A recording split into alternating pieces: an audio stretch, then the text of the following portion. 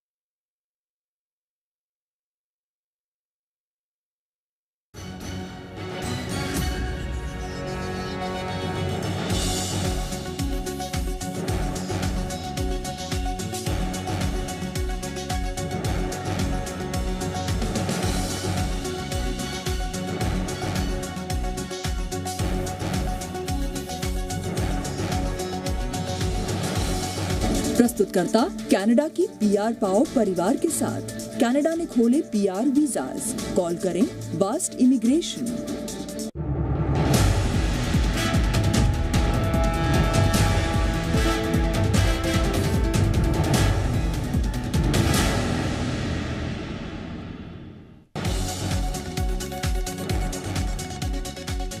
थोड़ी देर पेश होगा मुल्क का बजट। खजाना मंत्री निर्मला सीतारमन पेश करेंगे बजट। मोदी सरकार 2.0 का आखिरी बजट कैबिनेट ने दी रस्मी मंजूरी।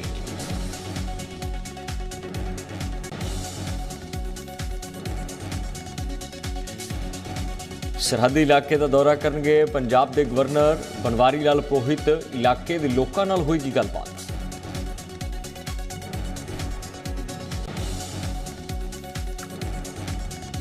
G20 के वफद वालों विरासत खालसा का दौरा। चंडीगढ़ में समाप्त हुई G20 की पहली 2 दिनी बैठक।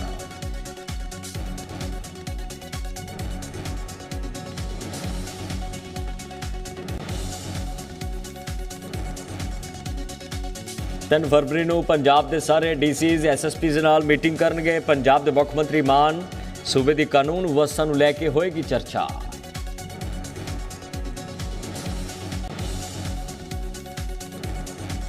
कथित सजाए घोटाले मामले की जांच तेज। विजिलेंस ने शरणजीत ढिल्लों ते कान सिंह पन्नू नूं पुछगिछ लई कीता तलब। मोहाली स्थित हैडकुआटर च होणगे सवाल जवाब।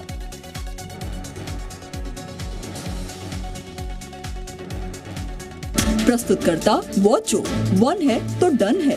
प्रायोजक Ambera group. We build your dreams. Region's most trusted real estate developer. Patanjali Divya Jal, देश का पानी हर बूंद में शुद्धता।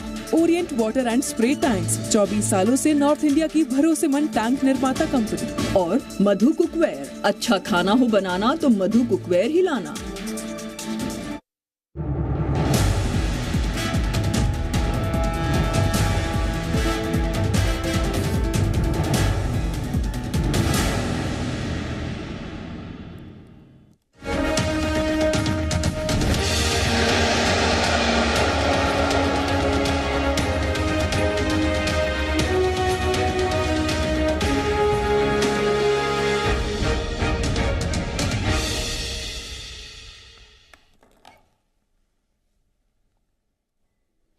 सत श्री अकाल, तुसीं देख रहे हो जी पंजाब हरियाणा हिमाचल। मैं तुहाडे नाल कृष्ण सिंह हाज़र हाँ पंजाब की गल लैके। पर गल मुल्क की सियासत की होएगी, मुल्क के बजट की होएगी। केंद्र के खजाना मंत्री प्रैस कॉन्फ्रेंस करन जा रहे हैं। सो पेपरलैस बजट जिथे पेश होएगा उत्थे ही केंद्रीय कैबिनेट ने रस्मी तौर पर इस बजट नूं मंजूरी दी है। बजट एक योजना, एक प्लान, उस प्लान नूं किवें लागू किया जाएगा, किस लिहाज नाल लागू किया जाएगा। 2024 दे विच लोक सभा इलैक्शन हो रही है, इसे करके यह बजट कोई आम बजट नहीं है। थोड़ी देर दे विच पूरे मुल्क का बजट पेश होएगा। पेपरलैस बजट होएगा। डिजिटली तुसी इस नूं मॉनीटर कर सकते हो। संसद दे विच बजट की कापी देखी जा सकती है। महज 2 मिनट के अंदर बजट नूं लैके तमाम प्रक्रियावां उह शुरू होण जा रही ने। मोदी कैबिनेट ने रस्मी तौर पर मंजूरी दी है, जिस तो बाद मुल्क के वजीर आजम विशेष तौर पर पहुंचे। कैबिनेट ने मंजूरी दी। तमाम कैबिनेट मंत्री देखे जा सकते सी। पार्लीमेंट दे विच लाइव सैशन होने जा रहा है। थोड़ी देर दे विच मुल्क का बजट पेश होएगा। तुहानूं दस दईए कि पेपरलैस बजट इस बार का रहने वाला है कि कुछ खास आम लोगों लिए है। टैक्स तो राहत मिलेगी या फिर नहीं मिलेगी, ये आम लोगों के लिए, सरकार के लिए एक बहुत बड़ा एक चैलेंज होएगा, क्योंकि आने वाले समय के विच इलैक्शन भी होने जा रही है। सो इस करके ये बजट बहुत इंपॉर्टेंट है आम लोगों के लिए। राहत किस तरीके की होएगी तुहानूं दस दईए कि संसद भवन दे विच वड्डी गिणती विच जिथे चर्चावां ते खाके जिथे तैयार किए गए, उत्थे ही थोड़ी देर दे विच बजट नूं पेश करन दे लई तमाम प्रक्रियावां शुरू होणगीਆਂ। तो वित्त मंत्री निर्मला सीतारमन लोक सभा दे विच थोड़ी देर दे विच बजट नूं पेश करन जा रहे हैं। तुहानूं दस दईए कि लोक सभा तो बाद राज सभा दे विच बजट की कापी रखी जाएगी। जिहड़ा टैक्नीकल पक्ष है यह है कि लोक सभा दे विच बजट पेश होएगा। लोक सभा तो बाद राज सभा दे विच बजट की कापी है जिहड़ी ਉਹ ਸੰਵਿਧਾਨ ਮੁਤਾਬਕ ਉਹ ਰੱਖੀ ਜਾਣੀ ਹੈ। ਤਾਂ ਬਜਟ 2023 ਤੇ 2024 ਤੇ ਚਰਚਾ ਹੋ ਰਹੀ ਹੈ। ਵੱਡੀ ਗਿਣਤੀ ਵਿੱਚ ਸੁਰੱਖਿਆ ਬਲਾਂ ਨੂੰ ਸੰਸਦ ਭਵਨ ਬਾਹਰ ਤਿਆਰ ਕੀਤਾ ਗਿਆ, ਜਿੱਥੇ ਕਿ लगातार फोर्सिस डिप्लॉयड ने। कई एजेंसियां संसद भवन के बाहर। तो वित्त मंत्री निर्मला सीतारमन लोक सभा के कुछ मिनटों के दरम्यान बजट नूं पेश करनगे। तो एक बजट की कापी है जिहड़ी वो राज सभा के वो रखी जानी है। सुरक्षा के लिहाज नाल स्निफर डॉग्स जिहड़े वो देखे जा सकते सी कि किवें हर एक बजट की जिहड़ी कापी है उस नूं देख के चैक करके मैटल डिटेक्टर जिहड़े यंत्र ने उन्हां दे नाल ही उस तो बाद अप्रूव किया गया। तो सिक्योरिटी ने इजाजत दी कि तमाम तरह के खाके अंदर जा सकते हैं।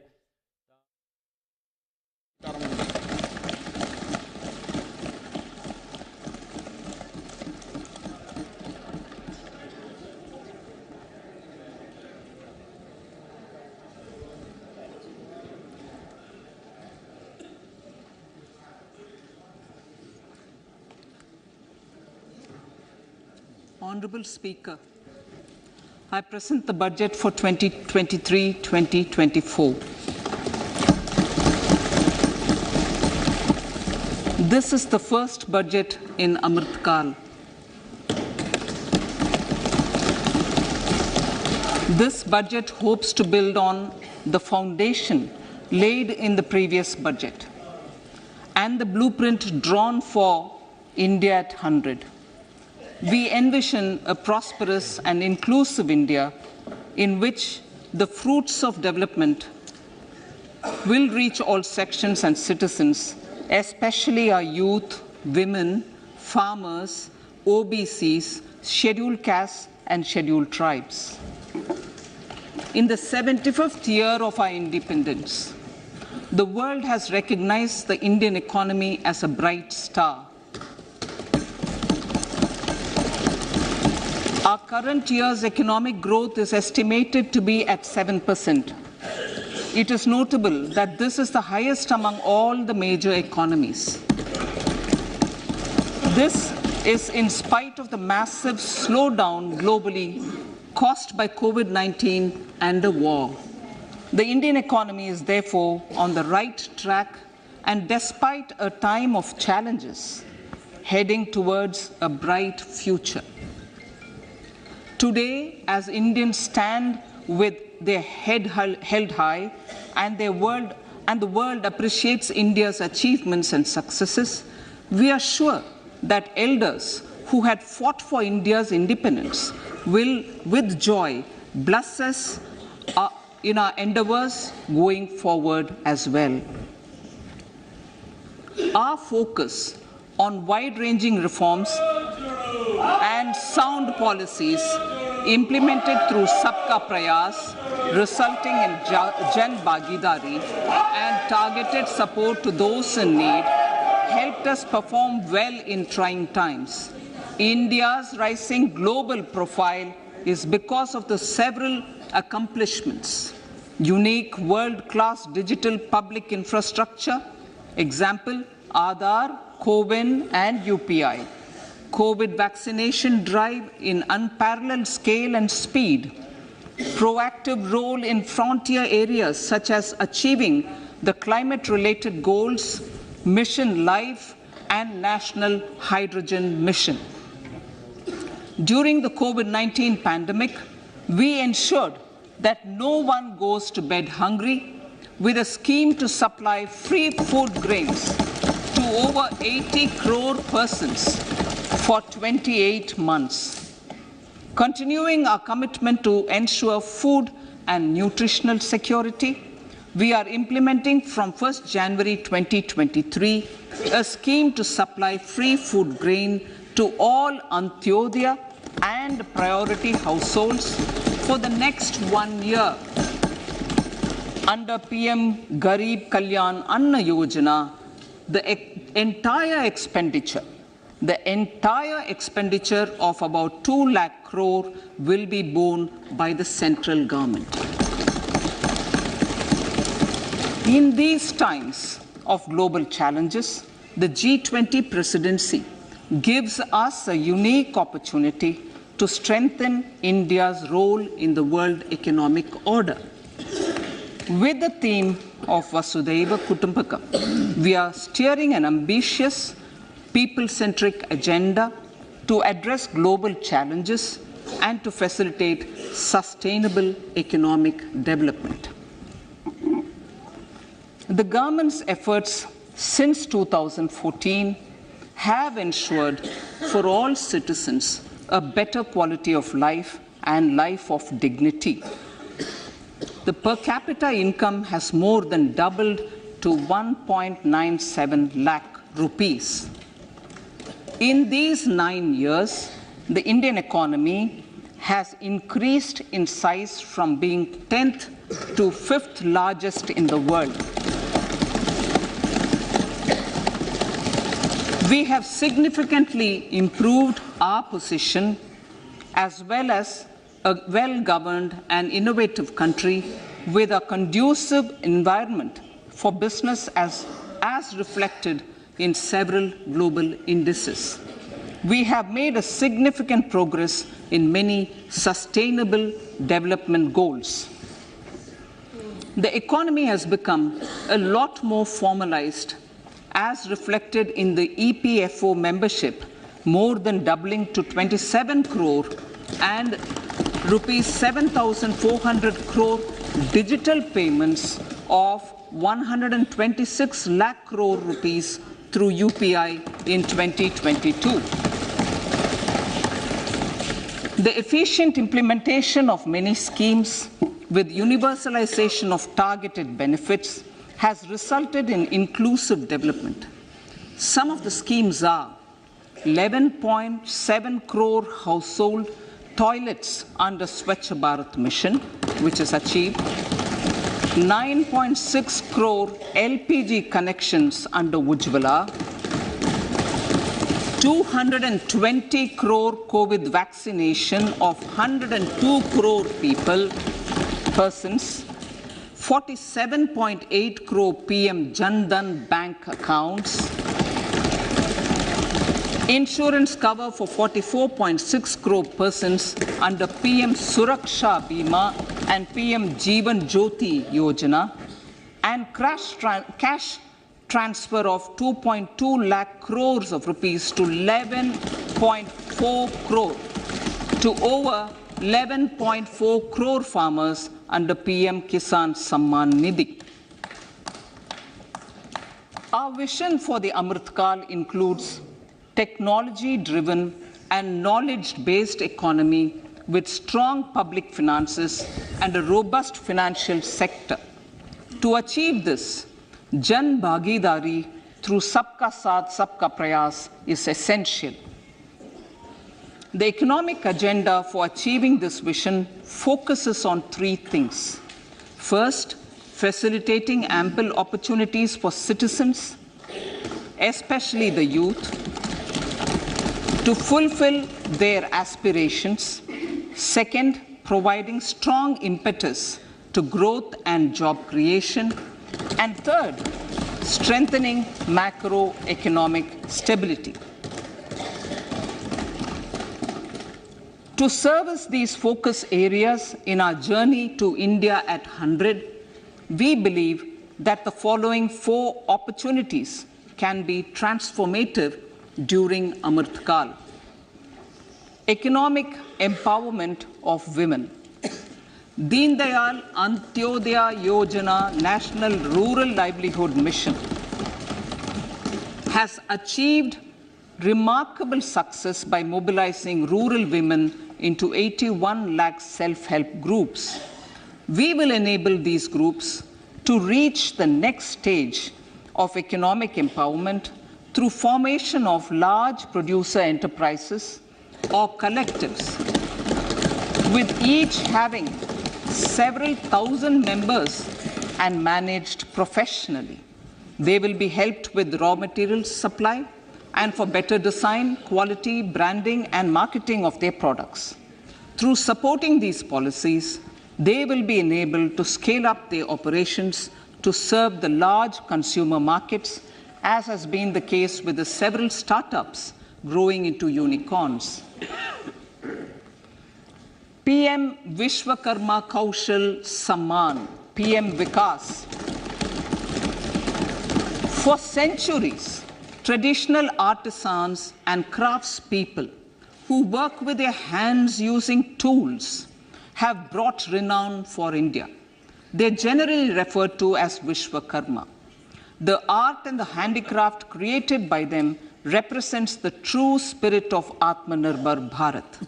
For the first time, a package of assistance for them has been conceptualized.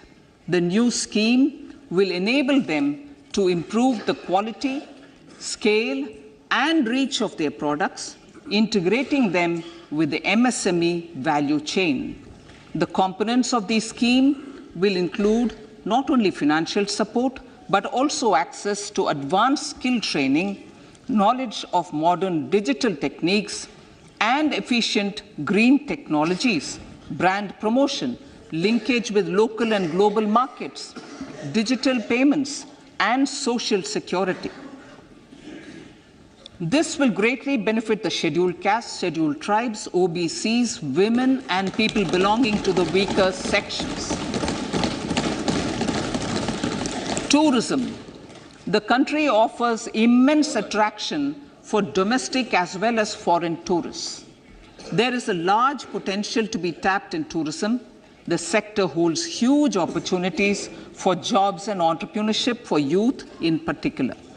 Promotion of tourism will be taken up on mission mode with active participation of states, convergence of government programs, and public-private partnerships. Green growth. We are implementing many programs for green fuel, green energy, green farming, green mobility, green buildings, and green equipment, and policies for efficient use of energy across various economic sectors. These green growth efforts help in reducing carbon intensity of the economy and provides for large-scale green job opportunities.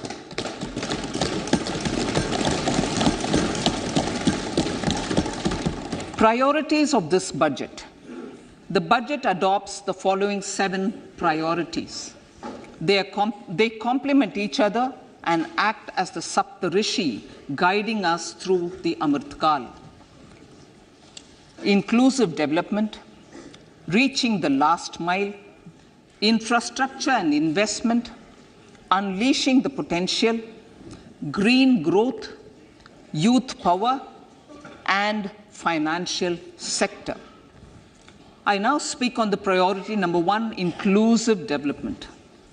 The government's philosophy of Sabka Saath, Sabka Vikas has facilitated inclusive development covering in specific farmers, women, youth, OBCs, scheduled castes, scheduled tribes, Divyangjan, and economically weaker sections, and overall priority for the underprivileged, Vanchiton ko Variyata. There has also been a sustained focus on Jammu Kashmir, Ladakh, and the Northeast. This budget builds on those efforts. Digital public infrastructure for agriculture. Digital public infrastructure for agriculture will be built as an open source, open standard, and interoperable public good. This will enable inclusive farmer-centric solutions through relevant information services for crop planning and health, improved access to farm inputs, credit and insurance, help for crop estimation, market intelligence, and support for growth of agri-tech industry and startups.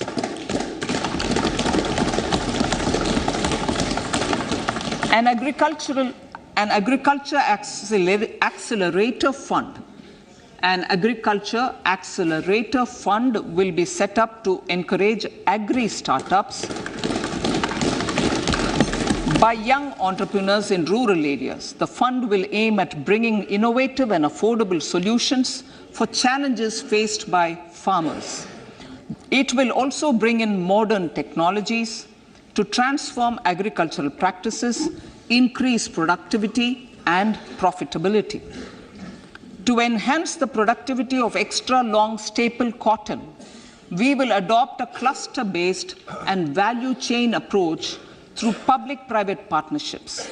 This will mean collaboration between farmers, state, and industry for input supplies, extension services, and market linkages. We will launch an Atmanirbhar Clean Plant program to boost availability of disease-free, quality planting material for high-value horticultural crops at an outlay of 2,200 crores. Global hub for millets which are Sri Anna. India is the forefront.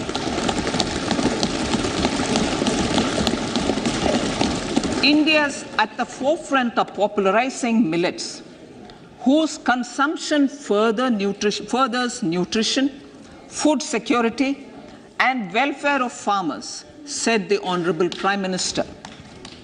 We are the largest producer and second largest exporter of Sri Anna in the world. We grow several types of Sri Anna, such as Sri Anna Jowar, Sri Anna Ragi, Sri Anna Bajra, Sri Anna Kutu, Ramdana, Kangni, Kutni, Kutki, Kodo, China, and Sama.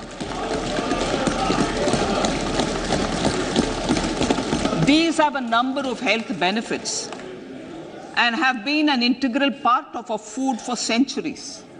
I acknowledge with pride the huge service done by small farmers in contributing to the health of fellow citizens by growing these Sri Anna. Now, to make India a global hub for Sri Anna, the Indian Institute of Millet Research, ideally Indian Institute of the Sri Anna Research, Hyderabad, will be supported as the center of excellence for sharing best practices, research, and technologies at the international level. The agricultural credit target will be increased to 20 lakh crores with focus on animal husbandry, dairy, and fisheries. We will launch a new sub-scheme of PM Matsya Sampada Yojana, which is an existing scheme, but we'll launch a new sub-scheme with targeted investment of 6,000 crores to further enable activities of fishermen, fish vendors, and micro and small entrepreneurs, improve value chain efficiencies, and expand the market. For farmers, especially small and marginal farmers and other marginalized sections, the government is promoting cooperative-based economic development model. A new Ministry of Cooperation was formed with a mandate to realize the vision of Sahkar Se Samriddhi. To realize this vision, the government has already initiated computerization of 63,000 primary agricultural credit societies with an investment of 2,516 crores. In consultation with all the stakeholders and the states, model bylaws for PACS were formulated, enabling them to become multi-purpose PACS. A national cooperative database is being prepared for countrywide mapping of cooperative societies. With this backdrop, we will implement a plan to set up massive decentralized storage capacity.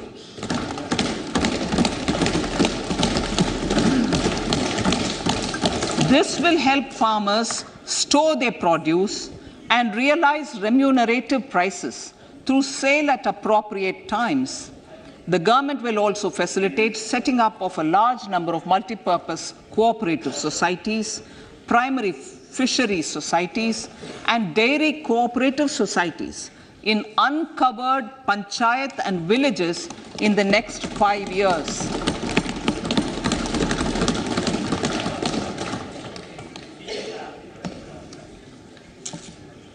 Health, education and skilling. 157 new nursing colleges will be established in co-location with the existing 157 medical colleges established since 2014. A mission to eliminate sickle cell anemia by 2047 will be launched. It will entail awareness creation, universal screening of 7 crore people in the age group of 0 to 40 years in affected tribal areas, and counseling through collaborative efforts of central ministries and state governments. Facilities in select ICMR labs, Indian Council for Medical Research Labs, will be made available for research by public and private medical college faculty and private sector R&D teams for encouraging collaborative research and innovation. A new program to promote research and innovation in pharmaceuticals will be taken up through centers of excellence. We shall also encourage industry to invest in research and development in specific priority areas. Dedicated multidisciplinary courses for medical devices will be supported in existing institutions to ensure availability of skilled manpower for futuristic medical technologies, high-end manufacturing and research. Teachers' training. Teachers' training will be re-envisioned through innovative pedagogy, curriculum transaction, continuous professional development, dipstick surveys, and ICT implementation. The District Institute of Education and Training will be developed as vibrant institutes of excellence for this purpose.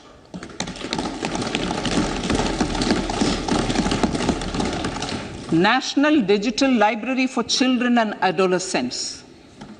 A National Digital Library for Children and Adolescents will be set up for facilitating availability of quality books across geographies, languages, genres, and levels, and device-agnostic accessibility. States will be encouraged to set up physical libraries for them at panchayat and ward levels and provide infrastructure for accessing the national digital library resources. Additionally, to build a culture of reading and to make up for pandemic time learning loss, the National Book Trust, the Children's Book Trust, and other sources will be encouraged to provide and replenish non-curricular titles in regional languages and in English to these physical libraries. Collaboration with NGOs that work in literacy will also be a part of this initiative to inculcate financial literacy. Financial sector regulators and organizations will be encouraged to provide age-appropriate reading material to these libraries. I move to priority 2, reaching the last mile. Prime Minister Vajpayee's government had formed the Ministry of Tribal Affairs and the Department of Development of Northeast Region to provide a sharper focus to the objective of reaching the last mile. Our government has formed the Ministries of Ayush, Fisheries, Animal Husbandry and Dairying, Skill Development, Jal Shakti and Cooperation. Building on the success of the Aspirational Districts program, the government has recently launched the Aspirational Blocks program, covering 500 blocks for saturation of essential government services across multiple domains such as health, nutrition, education, agriculture, water resources, financial inclusion, skill development, and basic infrastructure. Manya Speaker, sir, Pradhan Mantri PBTG, which is Primitive Vulnerable Tribal Groups Development Mission, is being launched. To improve socio-economic conditions of the particularly vulnerable tribal groups, the PBTGs as we refer them to, Pradhan Mantri PBTG Development Mission will be launched. This will saturate PBTG families and habitations with basic facilities such as safe housing, clean drinking water and sanitation, improved access to education, health, nutrition, road and telecom connectivity, and sustainable livelihood opportunities.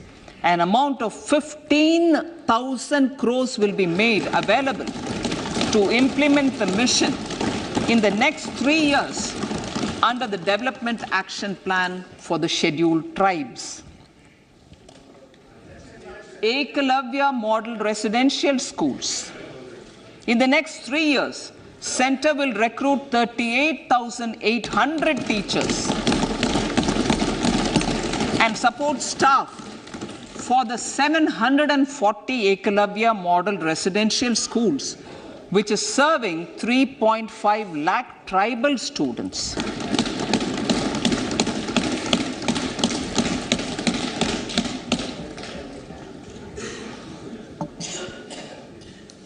In the drought-prone central regions of Karnataka, central assistance of 5,300 crore will be given to Upper Bhadra project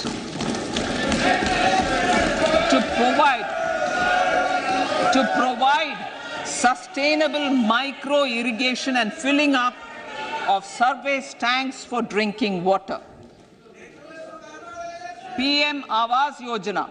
The outlay for PM Awas Yojana is being enhanced by 66% to over 79,000 crores. Bharat Shared Repository of Inscriptions will be set up in a digital epigraphy museum with digitization of 1 lakh ancient inscriptions in the first stage. Support for poor prisoners. For poor persons who are in prisons and unable to afford the penalty or the bail amount, required financial support will be provided. Priority number 3, infrastructure and investment. Investments in infrastructure and productive capacity have a large multiplier impact on growth and employment. After the subdued period of the pandemic, private investments are growing again. The budget takes the lead once again to ramp up the virtuous cycle of investment and job creation. Honorable Speaker, sir, the capital investment outlay is being increased steeply for the 3rd year in a row by 33% to 10 lakh crores, which would be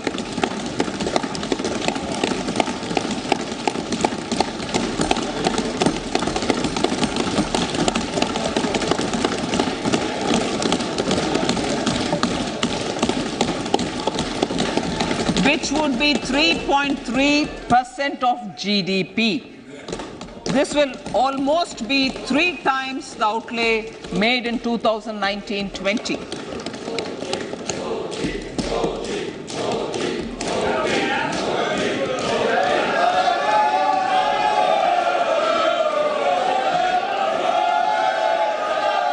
This substantial increase in recent years is central to the government's efforts to enhance growth potential and job creation, crowd in private investments, and provide a cushion against global headwinds. The direct capital investment by the centre is complemented by the provision made for creation of capital assets through grants and aids to state. The effective capital expenditure of the centre is budgeted at 13.7 lakh crore rupees, which will be 4.5% of GDP. Support to state governments for capital investment. I have decided to continue the 50-year interest-free loan to state governments for one more year to spur investment in infrastructure and to incentivize them for complementary policies actions with a significantly enhanced outlay of 1.3 lakh crores. The newly established Infrastructure Finance Secretariat will assist all stakeholders for more private investment in infrastructure, including railways, roads, urban infrastructure, and power, which are predominantly depend on public resources. The harmonized master list of infrastructure will be reviewed by an expert committee for recommending the classification and financing framework suitable for Amartkal. A capital outlay, I'm talking about railways now, sir, Honorable Speaker, railways. A capital outlay of 2.40 lakh crores has been provided for the railways. This is the highest ever outlay this highest ever outlay is about 9 times the outlay made in 2013-14. 100 critical transport infrastructure projects for last and first mile connectivity for ports, coal, steel, fertilizer and food grain sectors have been identified. They will be taken up on priority with investment of 75,000 crores, including 15,000 crore from private sources. 50 additional airports, heliports, water aerodromes, and advanced landing grounds will be revived for improving regional air connectivity.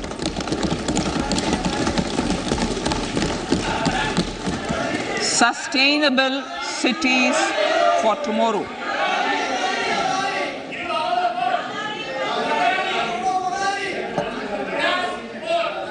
States and cities will be encouraged to undertake urban planning reforms and actions to transform our cities into sustainable cities of tomorrow.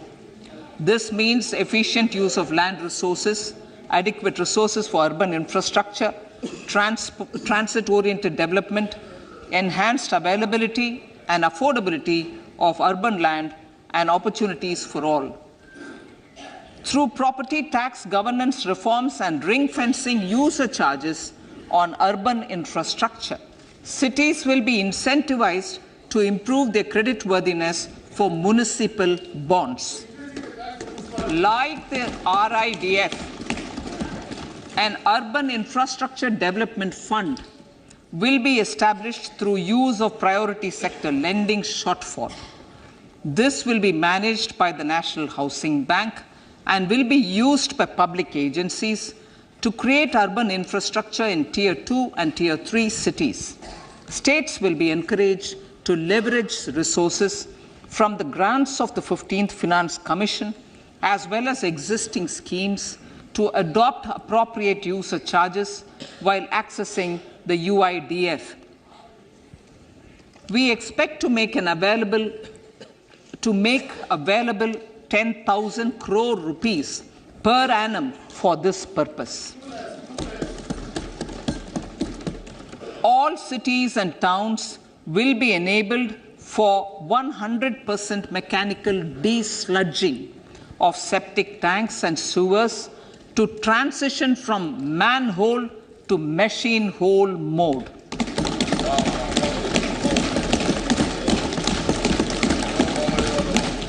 Enhanced focus will be provided for scientific management of dry and wet waste. Honorable Speaker, sir, our Prime Minister had said, good governance is the key to a nation's progress. Our government is committed to providing a transparent and accountable administration which works for the betterment and welfare of common citizens. Mission Karma Yogi. Under Mission Karma Yogi, centre, states and the union territories are making and implementing capacity building plans for civil servants. The government has also launched an integrated online training platform, I Got Karma Yogi, to provide continuous learning opportunities for lakhs of government employees to upgrade their skills and facilitate people-centric approach. Sir, for enhancing ease of doing business, more than 39,000 compliances have been reduced and more than 3,400 legal provisions have been decriminalized. For furthering the trust-based governance, we have introduced the Jan Vishwas Bill to amend 42 central acts. This budget proposes a series of measures to unleash the potential of our economy. Centers of Excellence for Artificial Intelligence.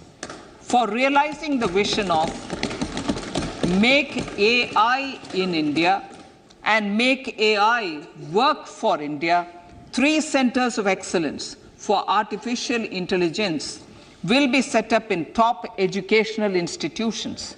Leading industry players will partner in conducting interdisciplinary research, develop cutting-edge applications, and scalable problem solutions in the areas of agriculture, health, and sustainable cities. This will galvanize an effective AI ecosystem and nurture quality human resources in the field. National Data Governance Policy. To unleash innovation and research by startups and academia, a national data governance policy will be brought out. This will enable access to anonymized data.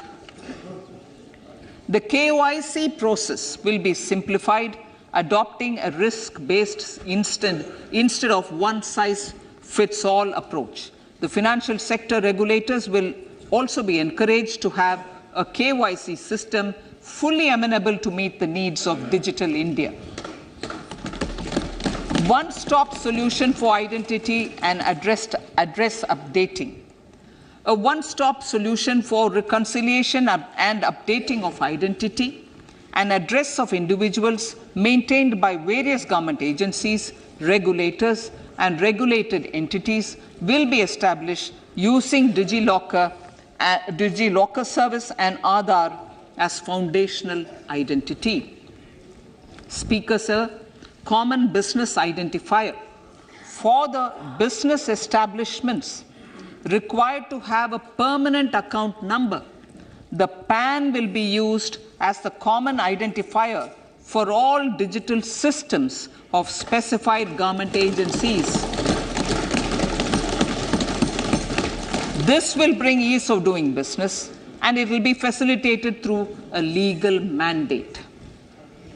For obviating the need for separate submission of same information to different government agencies, a system of unified filing process will be set up. Such filing of information or return in simplified forms on a common portal will be shared with other agencies as per the filer's choice. Vivad Se Vishwas 1. Relief for MSMEs. In cases of failure by MSMEs to execute contracts during the COVID period, 95% of the forfeited amount relating to the bid or performance security will be returned to them by government and government undertakings. This will provide relief to the MSMEs. Vivad Se Vishwas 2, settling contractual disputes.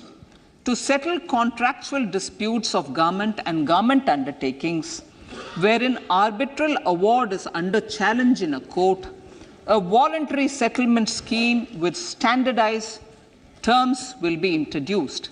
This will be done by offering graded settlement terms depending on pendency level of the dispute. The state support mission of Niti Aayog will be continued for 3 years for our collective efforts towards national priorities. Result-based financing. To better allocate scarce resources for competing development needs, the financing of select schemes will be changed on a pilot basis from input-based to result-based. E-courts.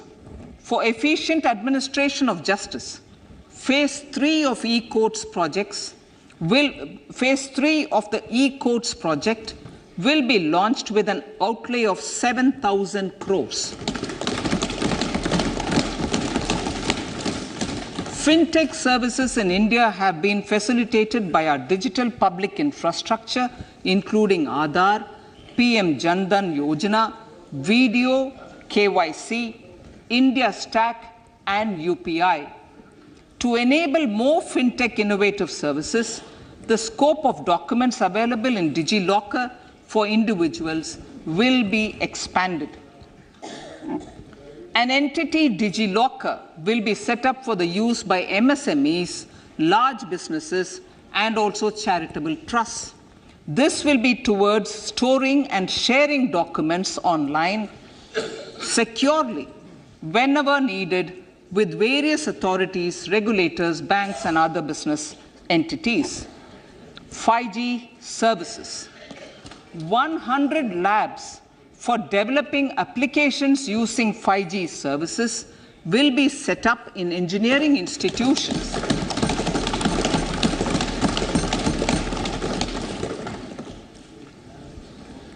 To realize a new range of opportunities, business models, and employment potential, the labs will cover, among others, applications such as smart classrooms, precision farming, intelligent transport systems, and healthcare applications. Lab-grown diamonds. Lab-grown diamonds is a technology and innovation-driven emerging sector with high employment potential. These environment-friendly diamonds, which have optically and chemically the same properties as natural diamonds. To encourage indigenous production of LGD, lab-grown diamond seeds and machines, and to reduce import dependency, a research and development grant will be provided to one of the IITs for 5 years. To reduce the cost of production, a proposal to review the custom duty on LGD seeds will be indicated in Part B of the speech. I come to the fifth priority, Honourable Speaker, sir, green growth. Honourable Prime Minister has given a vision for life or lifestyle for environment to spur a movement of environmentally conscious lifestyle. India is moving forward firmly for the Panchamrit, the net zero carbon emission by 2070 to usher in green industrial and economic transition. This budget builds on our focus on green growth. The recently launched National Green Hydrogen Mission, with an outlay of 19,700 crores, will facilitate transition of the economy to low carbon intensity, reduce independence on fossil fuel imports, and make the country assume technology and market leadership in this sunrise sector. Our target is to reach an annual production of 5 MMT by 2030. Energy transition. This budget provides for 35,000 crores for priority capital investment towards energy transition and net zero objectives and energy security by Ministry of Petroleum and Natural Gas. To steer the economy on sustainable development path, battery energy storage systems with capacity of 4,000 MWH will be supported with viability gap funding. A detailed framework for pumped storage projects will also be formulated. Renewable energy evacuation.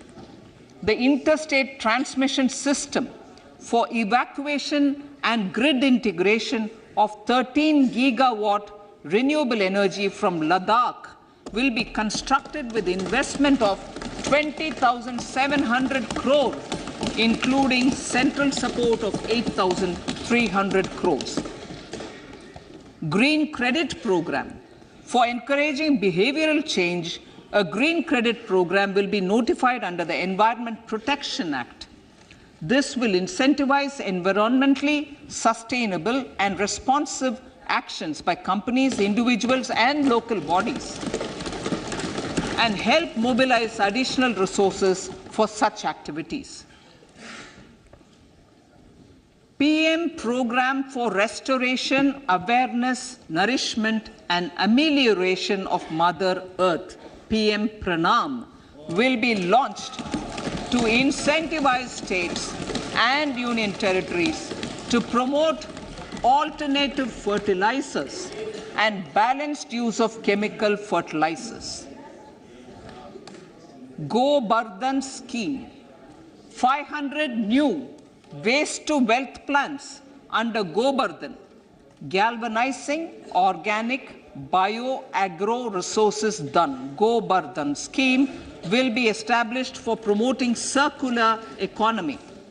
These will include 200 compressed biogas plants, including 75 plants in urban areas, and 300 community or cluster-based plants at a total investment of 10,000 crores.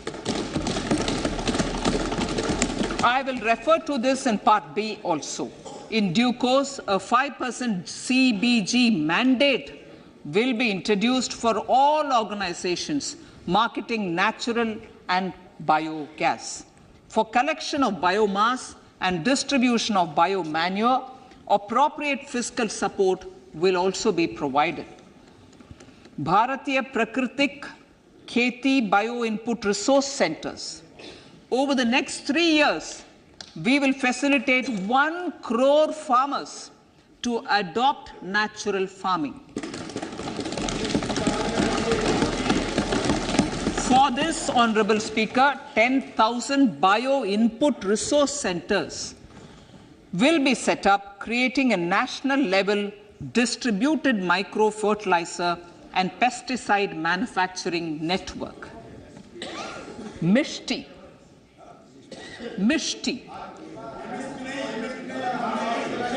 Building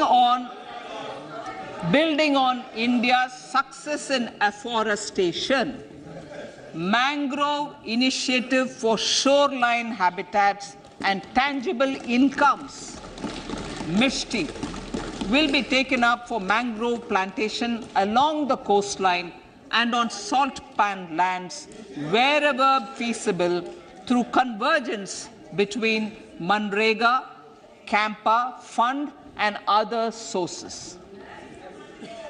Amrit Dharohar. Wetlands are vital ecosystems which sustain biological diversity.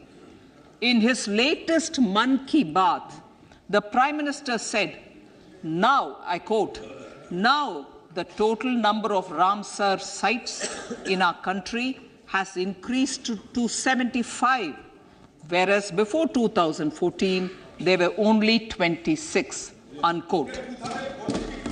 Local communities have always been at the forefront of conservation efforts. The government will promote their unique conservation values through Amrit Dharohar, a scheme that will be implemented over the next 3 years to encourage optimal use of wetlands and enhance biodiversity, carbon stock, ecotourism opportunities, and income generation for local communities. Coastal shipping. Coastal shipping will be promoted as the energy efficient and lower cost mode of transport, both for passengers and freight, through PPP mode with viability gap funding. Vehicle replacement. Vehicle replacement is an important continuing policy, replacing the old political,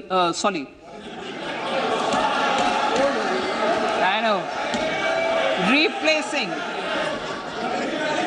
absolutely, thank you. Replacing old polluting vehicles. Maybe applicable, right? Replacing old polluting vehicles is an important part of greening our economy. In furtherance of the vehicle scrapping policy mentioned in Budget 21-22, I have allocated adequate funds to scrap old vehicles of the central government. States will also be supported in replacing old vehicles and old state ambulances. Honorable Speaker, sir, I move to priority 6, youth power. To empower our youth and help the Amrit PD realize their dreams, we have formulated the National Education Policy, which is very wide in its scope, but one of the things is also to focus on skilling, adopted economic policies that facilitate job creation at scale and have supported business opportunities. Pradhan Mantri Kaushal Vikas Yojana. Pradhan Mantri Kaushal Vikas Yojana 4.0 will be launched to skill lakhs of youth within the next 3 years. On-job training, industry partnership, and alignment of courses with needs of industry will be emphasized. The scheme will also cover new age courses for Industry 4.0 like coding, AI, robotics, mechatronics, IoT, 3D printing, drones, and other soft skills. To skill youth for international opportunities, 30 Skill India international centers will be set up across different states. The digital ecosystem for skilling will be further expanded with the launch of a unified Skill India digital platform for enabling demand-based formal skilling, linking with employers including MSMEs, and facilitating access to entrepreneurship schemes.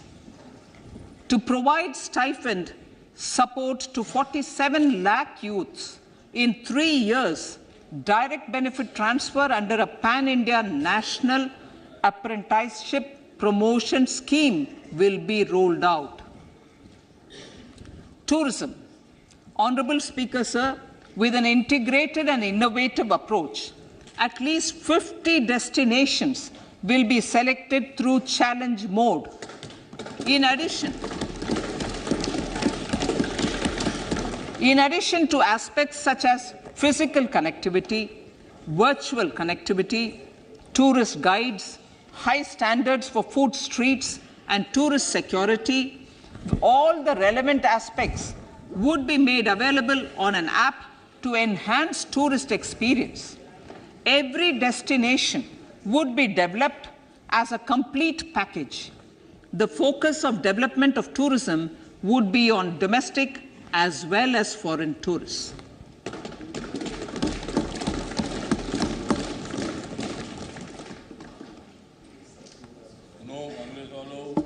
Sector sector-specific skilling and entrepreneurship development will be dovetailed to achieve the objectives of Dekho Apna Desh initiative. This was launched as an appeal by the Honorable Prime Minister to the middle class to prefer domestic tourism over international tourism. The integrated development of theme-based tourist circuits, the Swadesh Darshan scheme, was also launched. Under the Vibrant Villages program, tourism infrastructure and amenities will be facilitated in border villages. Unity Mall. States will be encouraged to set up a Unity Mall in their state capital or most prominent tourism center or the financial capital for promotion and sale of their one district, one product and GI products and other handicraft products, and for providing space for such products of all other states as well. Sir, priority number 7, financial sector.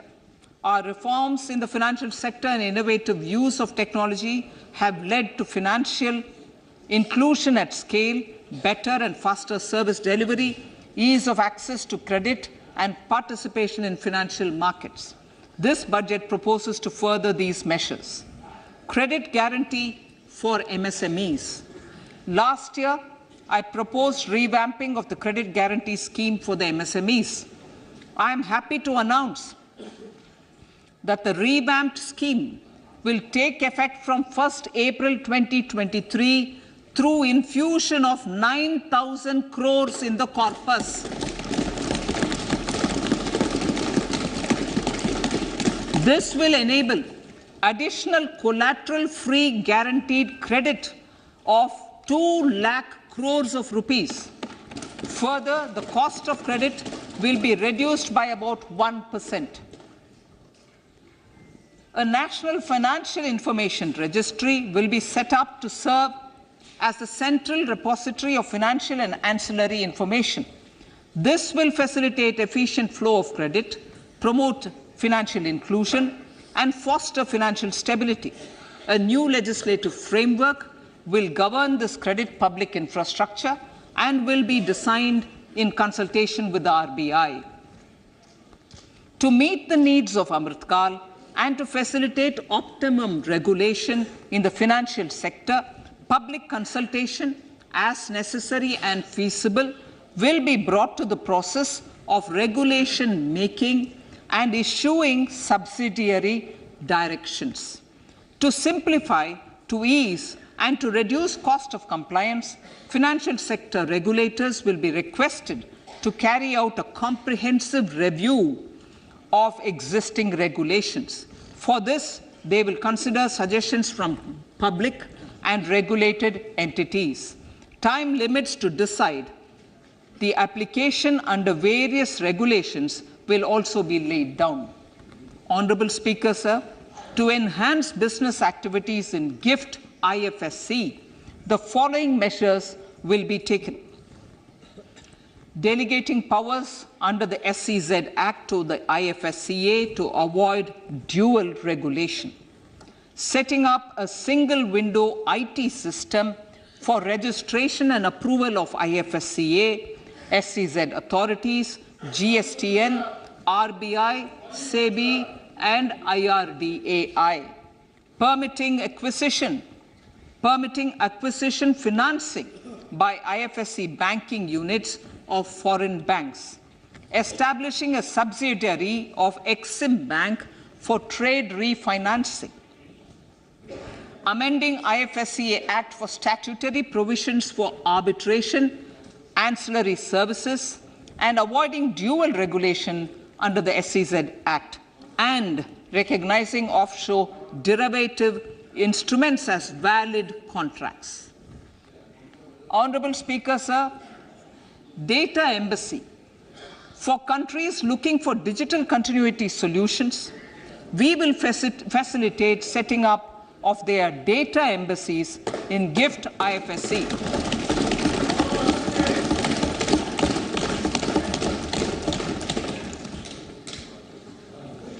improving governance and investor protection in banking sector.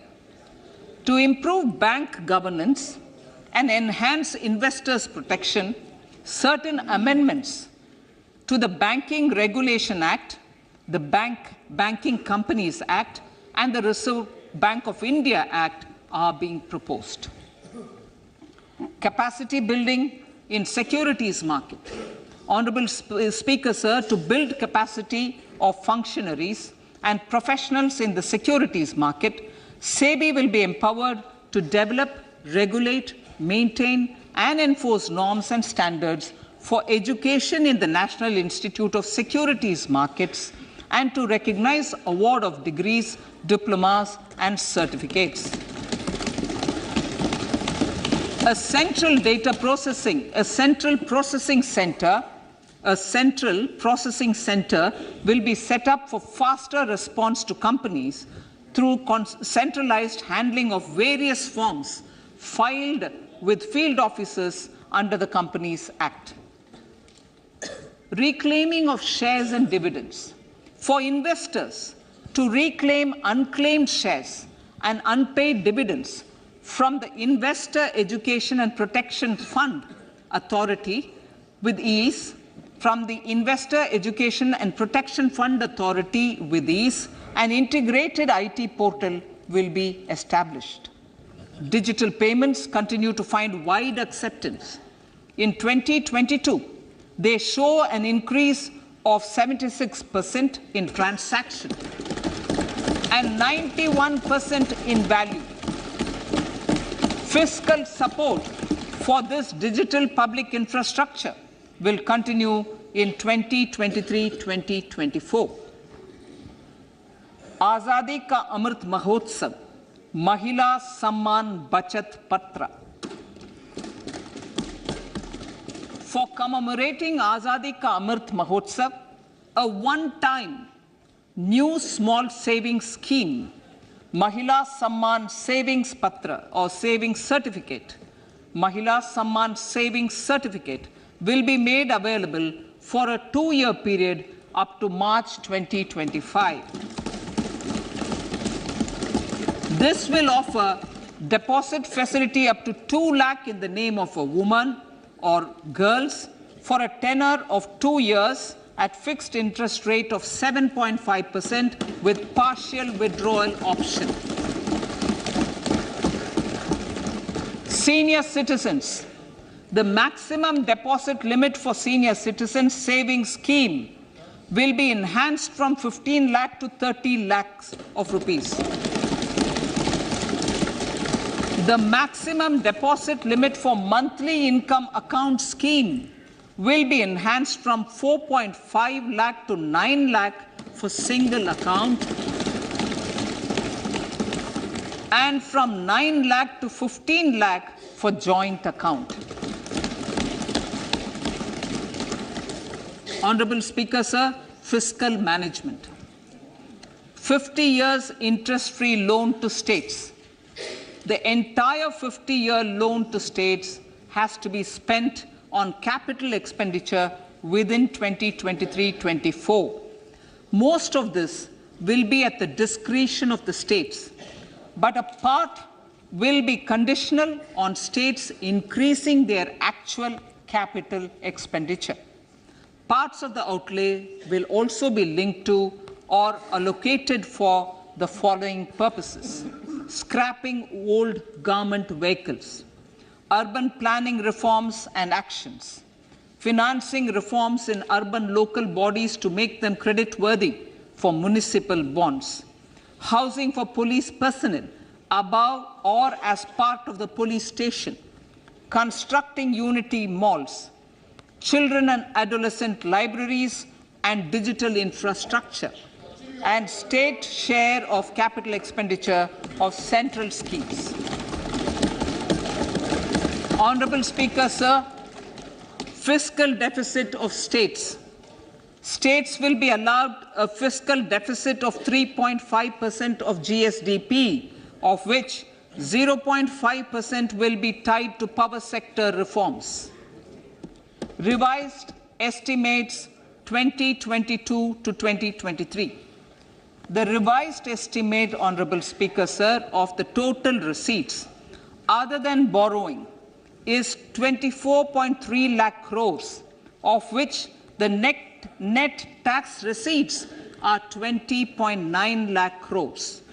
The revised estimate of the total expenditure is 41.9 lakh crores of rupees, of which the capital expenditure is about 7.3 lakh crores.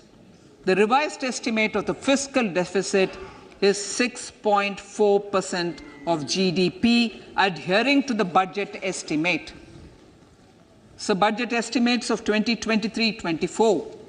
Coming to 2023-24, the total receipts other than borrowings and the total expenditure are estimated at 27.2 lakh crores and 45 lakh crores respectively. The net tax receipts are estimated at 23.3 lakh crores. The fiscal deficit is estimated to be 5.9% of the GDP. In my budget speech for 21-22, I had announced that we plan to continue the path of fiscal consolidation, reaching a fiscal deficit of below 4.5% by 2025-26, with a fairly steady decline over the period. We have adhered to this path, and I reiterate my intention to bring the fiscal deficit below 4.5% of GDP by 2025-26. To finance the fiscal deficit in 2023-24, the net market borrowings from dated securities are estimated at 11.8 lakh crores. The balance financing is expected to come from small savings and other sources. The gross market borrowings are estimated at 15.43 lakh crores of rupees. Honourable Speaker, sir, I now move to Part B.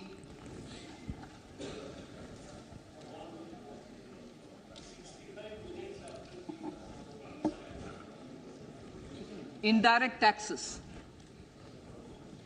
My indirect tax proposals will aim to promote exports, boost domestic manufacturing, enhance domestic value addition, encourage green energy and mobility. A simplified tax structure with fewer tax rates helps in reducing compliance burden and improving tax administration.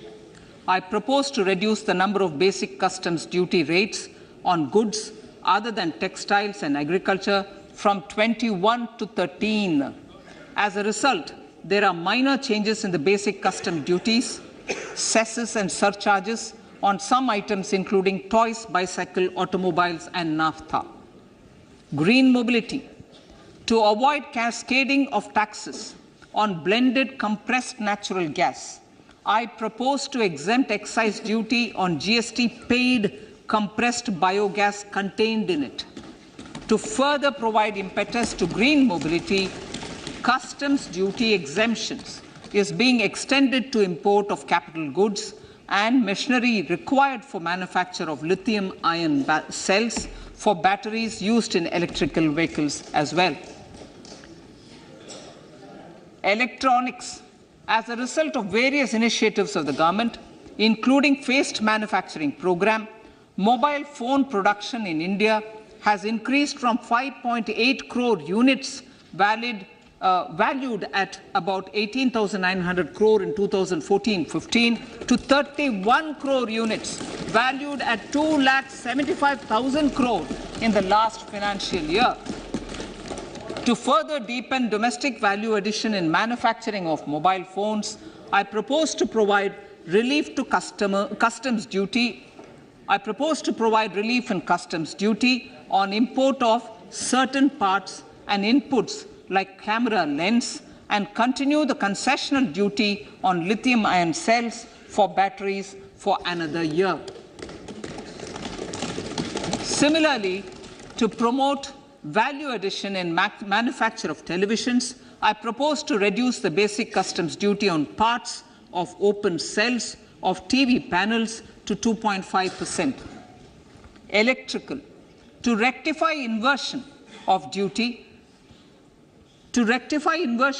structure and encourage manufacturing of electric kitchen chimneys, the basic custom duty on electric kitchen chimney is being increased from 7.5% to 15%, and that on heat coils for these is proposed to be reduced from 20% to 15%.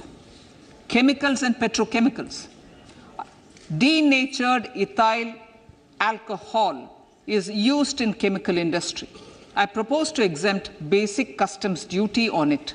This will also support the ethanol blending program and facilitate an endeavor for energy transition. Basic customs duty is also being reduced on acid-grade fluorospar from 5% to 2.5% to make the domestic fluorochemicals industry competitive.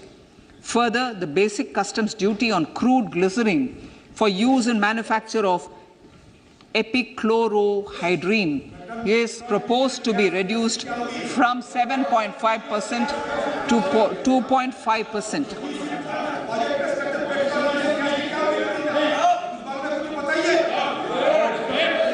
Marine products. In the last financial year, marine products recorded the highest export growth, benefiting farmers in the coastal states of the country. To further enhance the export competitiveness of marine products, particularly shrimps, duty is being reduced on key inputs for domestic manufacture of shrimp feed. India is a global leader, as I said in Part A, in cutting and polishing of natural diamonds, contributing about 3/4 of the global turnover by value. With the depletion of deposits of natural diamonds, the industry is moving towards lab-grown diamonds, and it holds huge promise. To seize this opportunity, I propose to reduce the basic customs duty on seeds used in their manufacture. Customs duties on door or doré and bars of gold and platinum were increased earlier this fiscal. I propose to increase the duties on articles made therefrom to enhance the duty differential. I also propose to increase the import duty on silver doors, bars, and articles to align them with that on gold and platinum. To facilitate availability of raw materials for the steel sector, exemptions from basic custom duty on raw materials for manufacture of CRGO steel, ferrous scrap, and nickel cathode is being continued.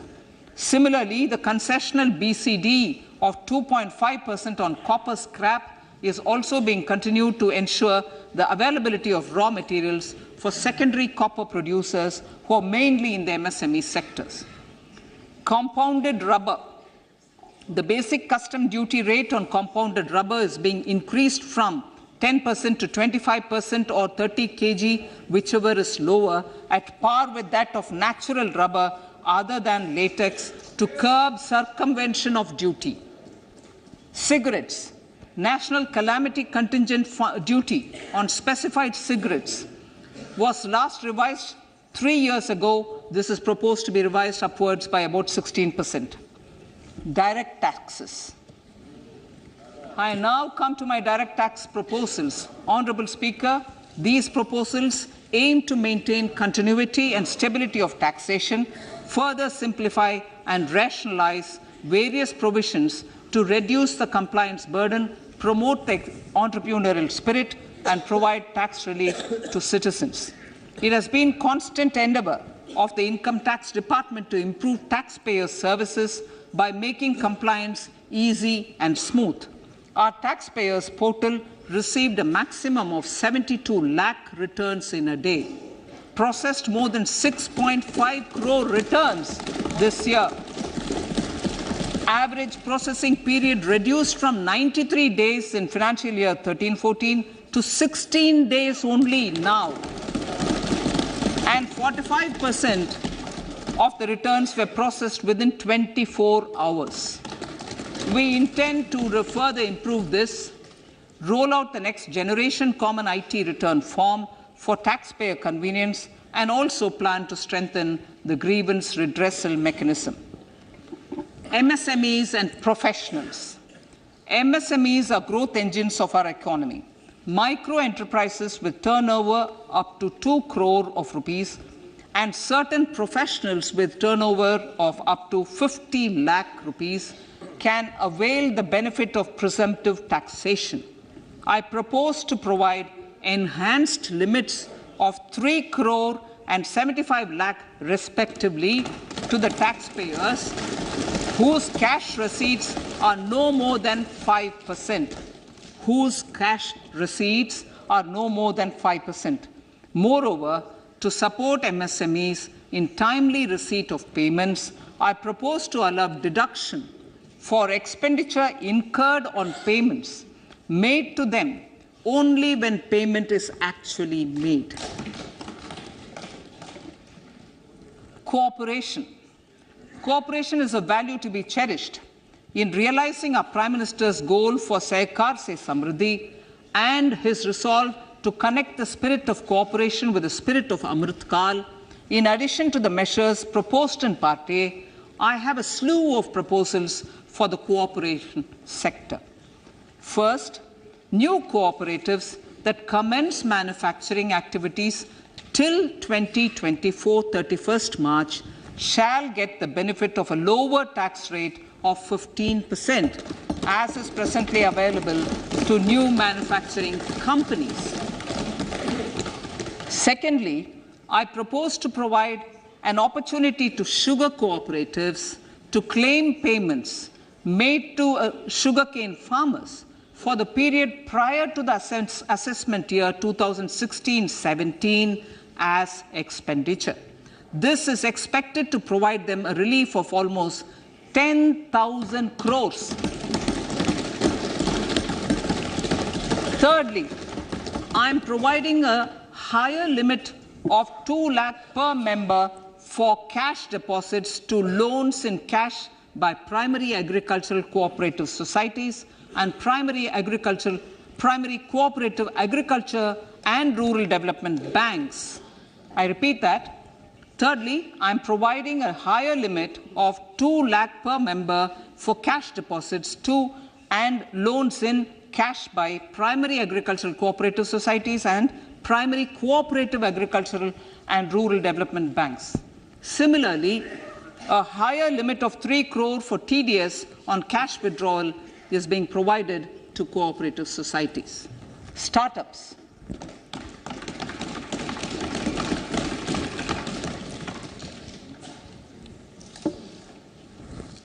Entrepreneurship is vital for a country's economic development. We have taken a number of measures for startups and they have borne results.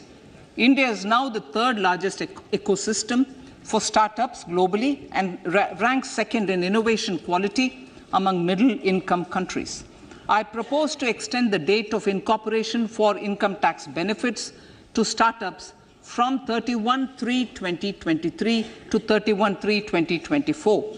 I further propose to provide the benefit of carry forward of losses on change of shareholding of startups from 7 years of incorporation to 10 years.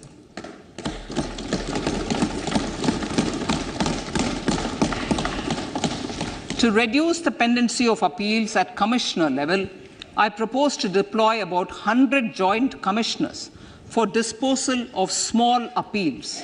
We shall also be more selective in taking up cases for scrutiny of returns already received this year. Better targeting of tax concessions. For better targeting of tax concessions and exemptions, I propose to cap deduction from capital gains on investment in residential house under Section 54 and Section 54F to 10 crores. Another proposal with similar intent is to limit income tax exemption from proceeds of insurance policies with very high value. Rationalization. Honourable Speaker, sir, there are a number of proposals relating to rationalization and simplification. Income of authorities, boards, and commissions set up by statutes of union or state for the purpose of housing, development of cities, towns, and villages, and regulating and developing an activity or matter is proposed to be exempted from income tax. Other major measures in this direction are removing the minimum threshold of 10,000 for TDS and clarifying taxability relating to online gaming, not treating conversion of gold into electronic gold receipts and vice versa as capital gains, reducing the TDS rate from 30% to 20% on taxable portion of EPF withdrawals in non-PAN cases, and taxation on income for market-linked debentures. Other major proposals in the finance bill relate to the following: extension of period of tax benefits to funds relocating to IFSC, GIFT City till 31/3/2025, decriminalization under Section 276A of the Income Tax Act, allowing carry forward of losses on strategic disinvestment, including that of IDBI Bank, and providing EEE status to Agnivir Fund. Personal income tax.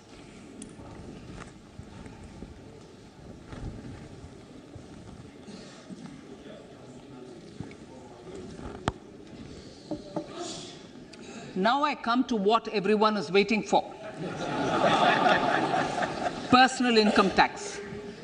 I have 5 major announcements to make in this regard. These primarily benefit our hard-working middle class. The first one concerns rebate. Currently, those with income up to 5 lakh do not pay any income tax in both old and new regimes. I propose to increase the rebate limit to 7 lakhs in the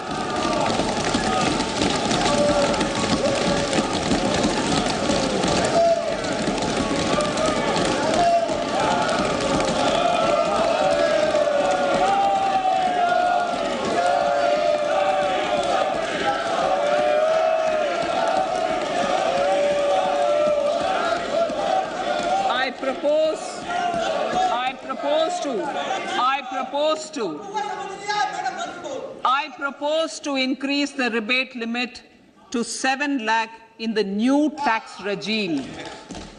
Thus, persons in the new tax regime with income up to 7 lakhs will not have to pay any tax at all.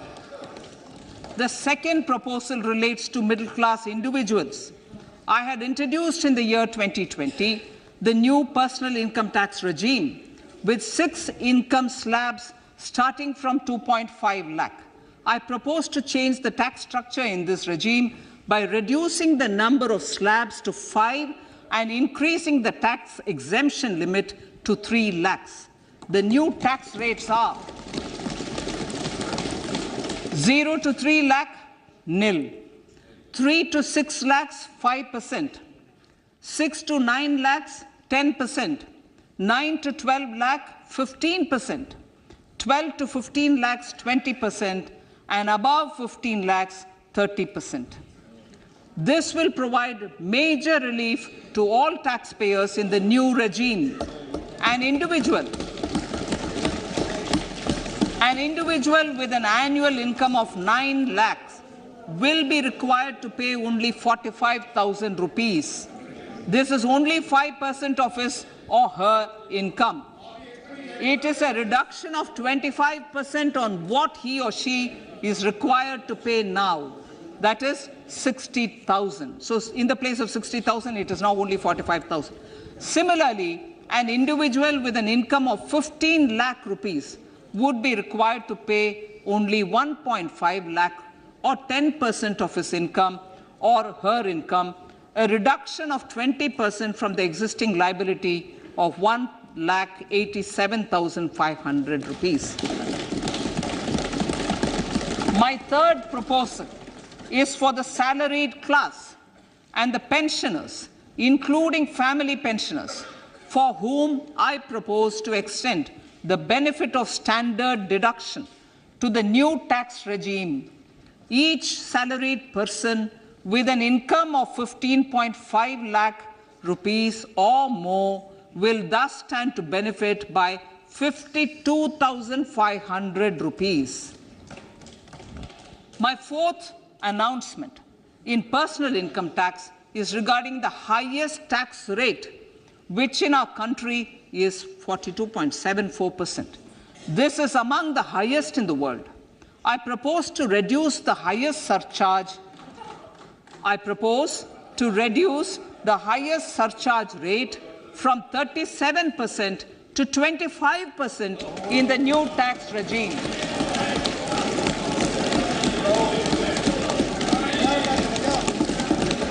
This would result in reduction of the maximum rate. This would result in the reduction of the maximum tax rate to 39%. Lastly, the limit of 3 lakh rupees for tax exemption on leave encashment on retirement of non-government salaried employees was last fixed in the year 2002, when the highest basic pay in the government was only 30,000 rupees per month. In line with the increase in the government salaries, I am proposing to increase this limit to 25 lakh rupees.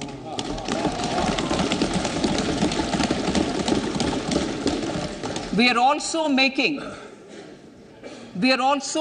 the new income tax regime as the default tax regime. However, citizens will continue to have the option to avail the benefit of the old tax regime. Apart from these, I am also making some other changes as given in the annexure. As a result of these proposals, revenue of about 38,000 crore to 37,000 crore in direct taxes and rupees 1,000 crore in indirect taxes will be foregone, while revenue of about 3,000 crore will be additionally mobilized. Thus, the total revenue foregone is about 35,000 crores annually. Honorable Speaker, sir, with these words, I commend the budget to this August House.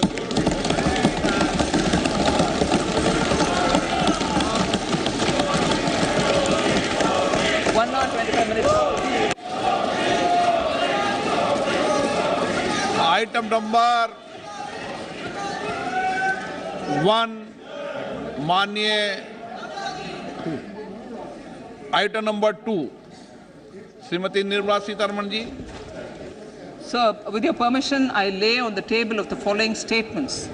Under Section 3(1) of the Fiscal Responsibility Budget Management Act 2003, 1. Medium-term fiscal policy cum fiscal policy strategy statement and macroeconomic framework statement. माननीय सदस्यगण, जैसा कि आपको समाचार भाग 2 के माध्यम से पहले ही सूचित किया जा चुका है कि माननीय वित्त मंत्री जी के बजट भाषण की प्रतियां हार्ड कॉपी के रूप में उपलब्ध कराई गई है. आप बजट भाषण की अपनी अपनी प्रति प्रकाशन पलक से ले लें. आपको ये भी सूचित किया जाता है कि माननीय मंत्री द्वारा बजट प्रस्तुत किए जाने के पश्चात उसकी प्रतियां आपको मेंबर्स पोर्टल के माध्यम से उपलब्ध करा दी जाएगी.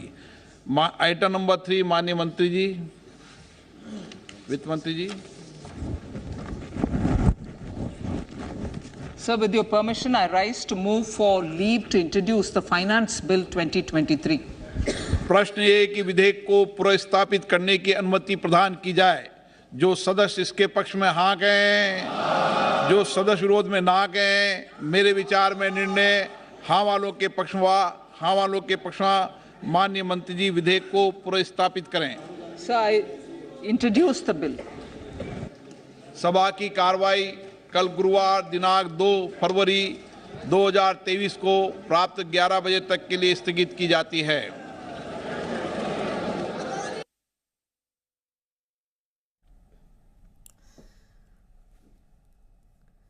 केंद्रीय वित्त मंत्री निर्मला सीतारमन जिन्होंने वालों बजट पेश किया गया कि सस्ता की महंगा, उसका ब्यौरा ग्राफिक्स के जरिए लगातार असी अपनी दर्शकों तक पहुंचा रहे हैं कि सस्ता की महंगा. टीवी सस्ता होया है, सोना महंगा हो चुका है.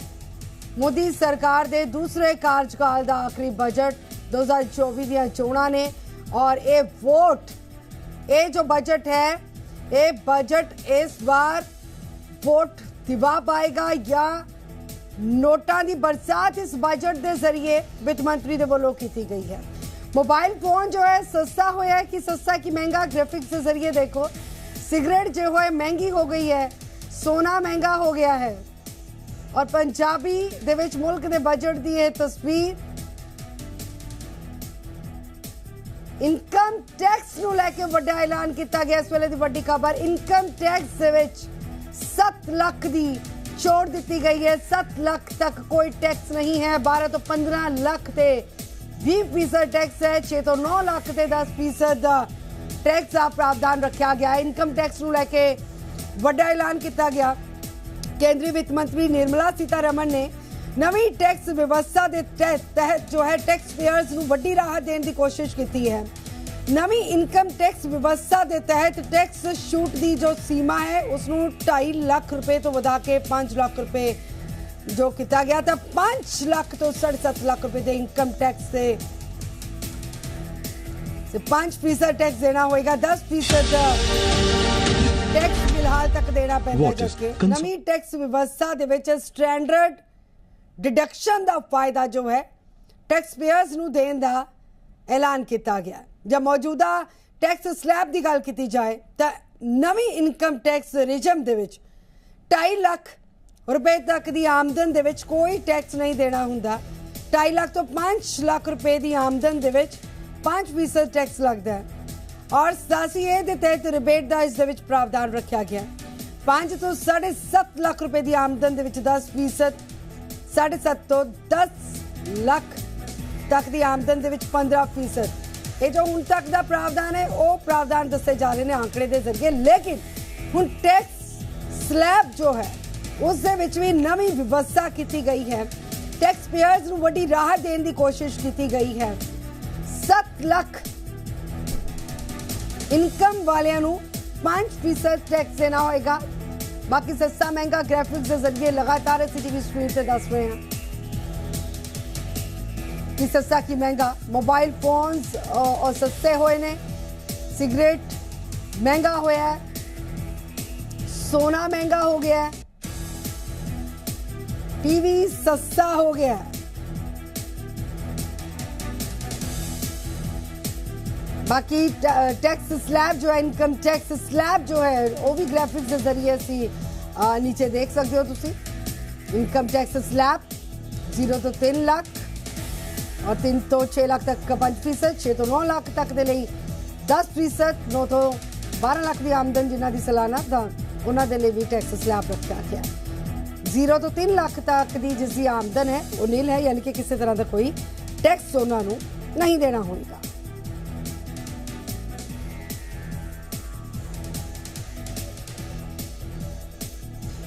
केंद्रीय वित्त मंत्री निर्मला सीतारमन के वालों हालांकि किसानों को लैके या फिर करते बजट को लैके की कुछ प्रावधान रखे गए समय समय तो उसकी भी जानकारी असीं अपने दर्शकों तक पहुँचाते रहांगे और कई बड़े ऐलान किए गए हैं और ये केंद्र सरकार का एक बड़ा तोहफा भी मनिया जा रहा है जिथे किते राहत जो है टैक्स पेयर्स को खास तौर पर राहत देने की जो है वो कोशिश की गई है।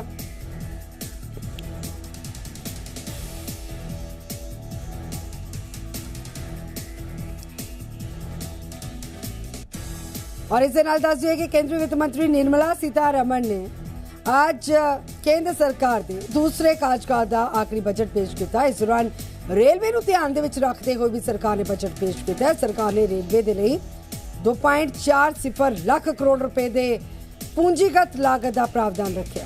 सब तो बड़ा आवंटन या सब तो वड्डी वंड इस हुण तक की मनी जा रही है। वित्त मंत्री निर्मला सीतारमन के बजट वाले पिटारे दे विच स्टार्टअप्स ते मेक इन इंडिया दे लिए की कुछ है उसकी भी जानकारी देंगे। पीएम नरेंद्र मोदी की अगवाई वाली एनडीए सरकार के दूसरे कार्यकाल का आखिरी बजट जो केंद्रीय वित्त मंत्री निर्मला सीतारमन के वालों पेश किया गया। इस बजट के जरिए make in India and startups के जरिए काफ़ी उम्मीद जो जगी हुई सी उस बारे भी जानकारी देंगे। बजट दे विच खेती स्टार्टअप्स नूं लैके गति मिलेगी, इसका भी प्रावधान रखा गया है और बजट दे विच निर्मला सीतारमण ने मेक इन इंडिया दे लई पीएम विश्वकर्मा कौशल सम्मान पैकेज का प्रावधान रखा और रवायती जो कारीगर ने, छोटे कारीगर ने, शिल्पकार ने, उन्होंने लिए पीएम विश्वकर्मा कौशल सम्मान पैकेज जो है वो लिया जा रहा है। MSME दे नाल जोड़ के अपने प्रोडक्ट्स की क्वालिटी सुधारन, प्रोडक्ट वधाउण ते मार्केट तक पहुंचाउण दे विच इस जरिए मदद मिलेगी। खिलौने सस्ते होए ने, सिगरेट महंगा हो गया। केंद्रीय वित्त मंत्री निर्मला सीतारमण ने जो बजट पेश किया, काफी कुछ प्रावधान इस जरिए रखे गए ने।